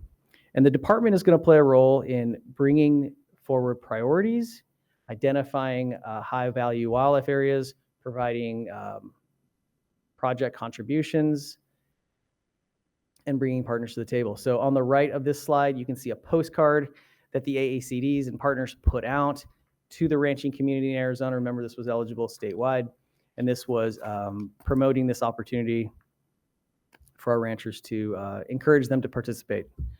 Next slide, please. So here's where we get to the update. The agreements have all been executed, and the application period for Arizona ranchers and producers opened up January 1st. On the right, you can see the application. It's extremely basic at this stage, collects demographic information, asks if they've ever worked through FSA. Remember, this is a USDA program. And it goes through a couple check boxes, and essentially asking if you want to participate in this opportunity. So the grant period was open for 30 days. It closed last Saturday on the 30th, and my numbers are going to update. So listen to my words and don't read the slide. We had just over 150 total applicants throughout the state, which is absolutely tremendous. Sends a very clear message to our partners that there's a lot of opportunity for a grant like this and funding like this in Arizona. The department staff reached out to just under 100 partners in Arizona. Of those, about 65 of those put applications forward. So 70% of department contacts resulted in applications. And then the ACDs, Pheasants Forever, and partners also brought applications forward. These proposals, again, this grant was originally intended to support 35,000 acres of brush removal. These applications total somewhere around 190,000. And so we've got a lot more demand than we have funding for, but that's okay. What we have now is shelf stock, and we've got opportunities identified. Remember, we talked about some other funding opportunities here in the department. We've got partners, external grants. These are all great things that we are going to keep a close eye on. Partners that are not awarded funding through the AFA, we're going to prioritize for other funding opportunities. Next steps forward. No, I'm sorry. Thank you, Ben. So the next step, applications have been submitted. The next step is that the AACDs, this is the technical assistance, they are going to work with the applicants to create and generate ranch plans, ranch management plans. Every one of these ranches is going to get one. It's like a self-help guide or a cookbook on what to do next. And so they'll do an audit and an inventory on the ranches, and they will compare them, what's on the landscape, what resources are there, to ecological site descriptions, a federal term that describes what the landscape should look like, how it should function, all those things. And they'll compare what it should be like versus what it is, and then they will identify pathways on how to introduce corrective actions to bring the current conditions to the historic ecological site description. Self-help guide. That's going to take a little while. After they have their self-help guide created, projects only then can be ranked and scored and award funding. I'll skip ahead here. We should have projects receiving funding and agreements executed late this summer, early this fall, with projects actually beginning fall of 2026, so this year.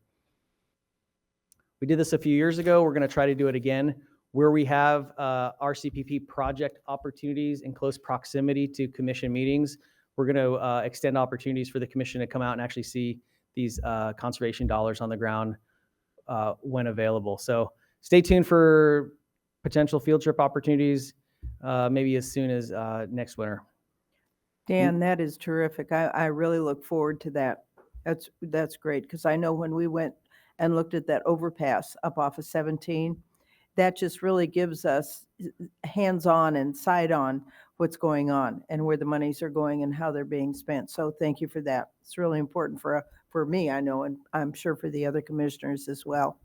Absolutely. Thank you, Madam Chair. Oh, and Commissioner Buchanan has a comment. Thanks, Madam Chair, and thanks, Dan. Just a comment. I'm not sure if this is directed to you or Assistant Director Giles, but I think this is a very important story to tell. We don't necessarily have to tell the story now, but down the road, very important, not just to our own normal constituents. So I'd recommend thinking about planning, how are we going to tell this story to really to all of Arizona, and what a difference it's making. Thank you. Madam Chair, Commissioner Buchanan, thank you for that. And it's absolutely a current conversation. Freudian slip there. It's something that we're working on. We're going to tell a current story, and then I think there's a capstone story as well, but that's something that I'm working with Tony's staff currently on. Excellent. Next slide, please. Shifting gears away from acronyms, but still along the theme of partnership. Department can't do this all on its own. The Landowner Relations program typically has 8 partner positions with various NGOs, and so I want to highlight some of those. We have 5 positions with Pheasants Forever, Quail Forever. We just recently picked up an RCPP coordinator for this project, and then we have positions in Yuma, Tucson, Arizona Strip, and Phoenix. Arizona Elk Society came on board about a year and a half ago, and they are just doing a fantastic job focused on large-scale elk projects. They also are picking up wildlife-friendly fences and waters. Just this last year, they brought in over $1 million in external funding that otherwise the department wouldn't have had for projects. And then lastly, we have a partnership with the Mule Deer Foundation. This is this is the genesis for cooperative partner positions. 2018, we had our first position, and we still have a position. They are focused, again, on larger scale projects, but anything mule deer focused, these guys will pick up, and they will make sure it gets completed.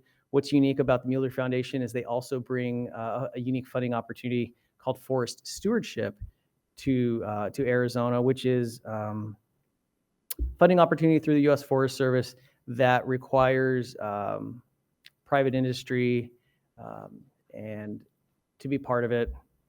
Please don't ask me to explain much more on that, other than it's large scale and it's a unique opportunity. You're off the hook. Okay. Thank you. So with that, that's my last slide. I have a video clip I'm gonna end with, and Ben, if you could pivot to our video clip to share here. Ben and I did some late night repairs on this.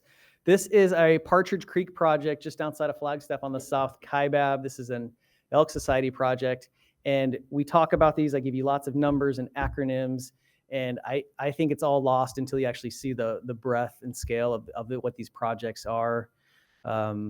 Elk, mule deer, antelope use this, but what really we had here was a lot of antelope movement and some previous investments to the north, likewise to the south, and we punched this corridor through the area here to connect these treatment areas and really connect the habitat. Those yellow streaks that you see there, those are juniper trees, and when the machinery is done working it over, it just kind of looks like a skid on the landscape. It's ground to pulp, and so I think this is a unique way to see it, and it's the only way to truly tell the breadth of what we do. With that, I'll let this slide run out, and I'll be happy to answer any questions if anyone has any. Thank you. Madam Chair, thanks, Dan. And I'm just sitting here thinking, what a breath of fresh air that this has opened up a whole new window. 150 applicants that you get for that. We don't get that for HPC. So I think we were watching this tunnel vision. There that we had, and a few years ago, the commission directed a different path forward. And I think that just these results and the preliminary engagement that we're getting with this just makes me really optimistic for what this is going to be in the future. And I think that this $24.5 million is just a start of what we can do in the future. So kudos to the team and PFQF for siding with the department to get this in place. Any comment? Thank you so much. Really well done. And it really is exciting to see what the future holds for all this. So I know it's taken you and your team to gather that, and the outreach is just outstanding. So thank you so much. Keep it up. And if we can be of any assistance at all, just let us know and we'll find people that can help you. No, just kidding. We'll help you along the path. So thanks, Dan. Well done. We'll have you and Al out there on the next There you project. go. Yeah. All Thank you. right. Thank you very We'll much. cripple out there. Director? Madam Chair, item 11 is Chairman, Commissioner, and Director comments. Commissioner Guggenhauer, would you like to begin? Sure. And not much. I just want to remind everybody that the Wildlife for Tomorrow is having its Conservation Cup on March 7th. So if you haven't signed a team up for that yet, we even have the director's office. So they're going to have a team so we can have some competition with them. But you can go on the wildlifefortomorrow.org website and check that out. And look forward to seeing everybody there. Thank you. I want to add to that too, because you don't have to be a great shooter. I am not, but I do have a team. Clays for the Cause is the name of our team. And we're all kind of struggling along, but we'll be there. We'll be there. And it is fun. Nice lunch provided as well. Thank you, Jim. Clay. Madam Chair, I just want to thank Danielle and your folks for this meeting. It was very well done. It was well organized. Yes. And I leaving this meeting with a lot of really positive thoughts about what's going on, both with the department and in your region. So thank you. Bear down. Jesus. Commissioner Buchanan. Thanks, Madam Chair. I got some observations. I've been doing a fair amount of hunting over the past couple of months. And I'll split it up into different types of hunting, and some of this has a public service kind of nexus and information. So first one's on quail. I haven't actually been hunting quail, but I've been out looking for them with a friend with a dog. And I've seen some coveys of gambles. Coveys are small, not a surprise given what we had learned. Good news is, at least at my house, we got 3 inches of rain in January alone. And we know that winter rains are really important for the desert birds. So hopefully this bodes well for the future and next year. On Mearns quail, different story, just haven't seen much since before the season started. But I am looking forward to getting the the season ends this weekend for both desert birds and for Mearns quail. So I'm looking forward to getting the data that we get out of the wing barrel data, and as well as hearing our researcher from the great University of Arizona, who's done all that work. And when she compiles that again with this year's data, I'm looking forward to learning about that. Second comment's really about ducks. I've been out hunting ducks quite a bit this winter, and early in the season, I was seeing a fair amount of ducks. Late in the season, almost none. So I went back to our small game lead to ask her what was going on. And it's really, this is weather. It's not climatology. This is kind of a weather thing. But with the lack of bitter cold weather and snow that normally affects Montana, Idaho, and northern Utah this time of year, across the flyway, we're seeing no ducks pushing, or very few ducks pushing south. So for all you fellow duck hunters out there, don't panic. It's just bad weather, and hopefully we'll get better weather next year. Great, thank you so much. And I forgot to bring out the goose sticks. I brought goose sticks from North Dakota. So I've got goose sticks. If anybody wants goose sticks, they're really good. It's like Slim Jims, just anyway. I know. This is it. No, but he has a comment. Kurt Kerr is not on line right now, but he just sent me a text. He said, I would like to give a shout out to all the customer service representatives who stayed up until midnight, February 2nd, putting out fires for elk and antelope applicants. Thank you. Yes, indeed. That was just amazing that that all was pulled off so well, even under the situations that they had. I would like to congratulate this commission for the great work that they do. The people sitting up here and Kurt Kerr, thank you, Kurt, worked tirelessly in finding out, developing information, asking questions, so that during these commission meetings, we can present it to the public and to our constituents and to the people within the department. So just a huge shout out and a big thank you. Also, a big thank you to the volunteers out there that are not Game and Fish employees, but they donate their time, their energy, and sometimes, many times, financial resources to make these projects seamlessly be pulled off. And we do know it helps the landscape, and it certainly helps our species. Another big thank you to Maricopa. Thank you so much. It's just been a wonderful experience. And to Craig and Angela and Eric and everyone that had anything to do with this, I know our IT people are very grateful because it was just very well done. And thank you to everyone for being here too. Director? Madam Chair, if I may add on just a little bit, Yes. also wanted to thank several other department employees that were around during deadline day and point out IT staff. It's like Ticketmasters, the way it runs down there on that night. And they support it and stay all night long looking at that. So really helpful. Thank and then you. obviously extend my thanks to the region and every other employee that made this meeting happen in Maricopa as well. So thank you. Appreciate it. Madam Chair, item 12 is future agenda items and action items. Madam Chair, Mr. Director, did not have any official action items this meeting. What? I can't believe it. That's awesome. No agendas for the next workshop. No agendas for the next workshop. Okay, good. Madam Chair, we'll change his nickname. Madam Chair, item 13 is the litigation report. No report today. Wow. Yes, exactly. Madam Chair, that concludes the agenda for today. I need a motion. Okay. Mr. Hernandez? Second. Motion and a second. All in favor, say aye. Aye. Opposed? Good. I'd hurt you. All right, the meeting is adjourned. Thank you.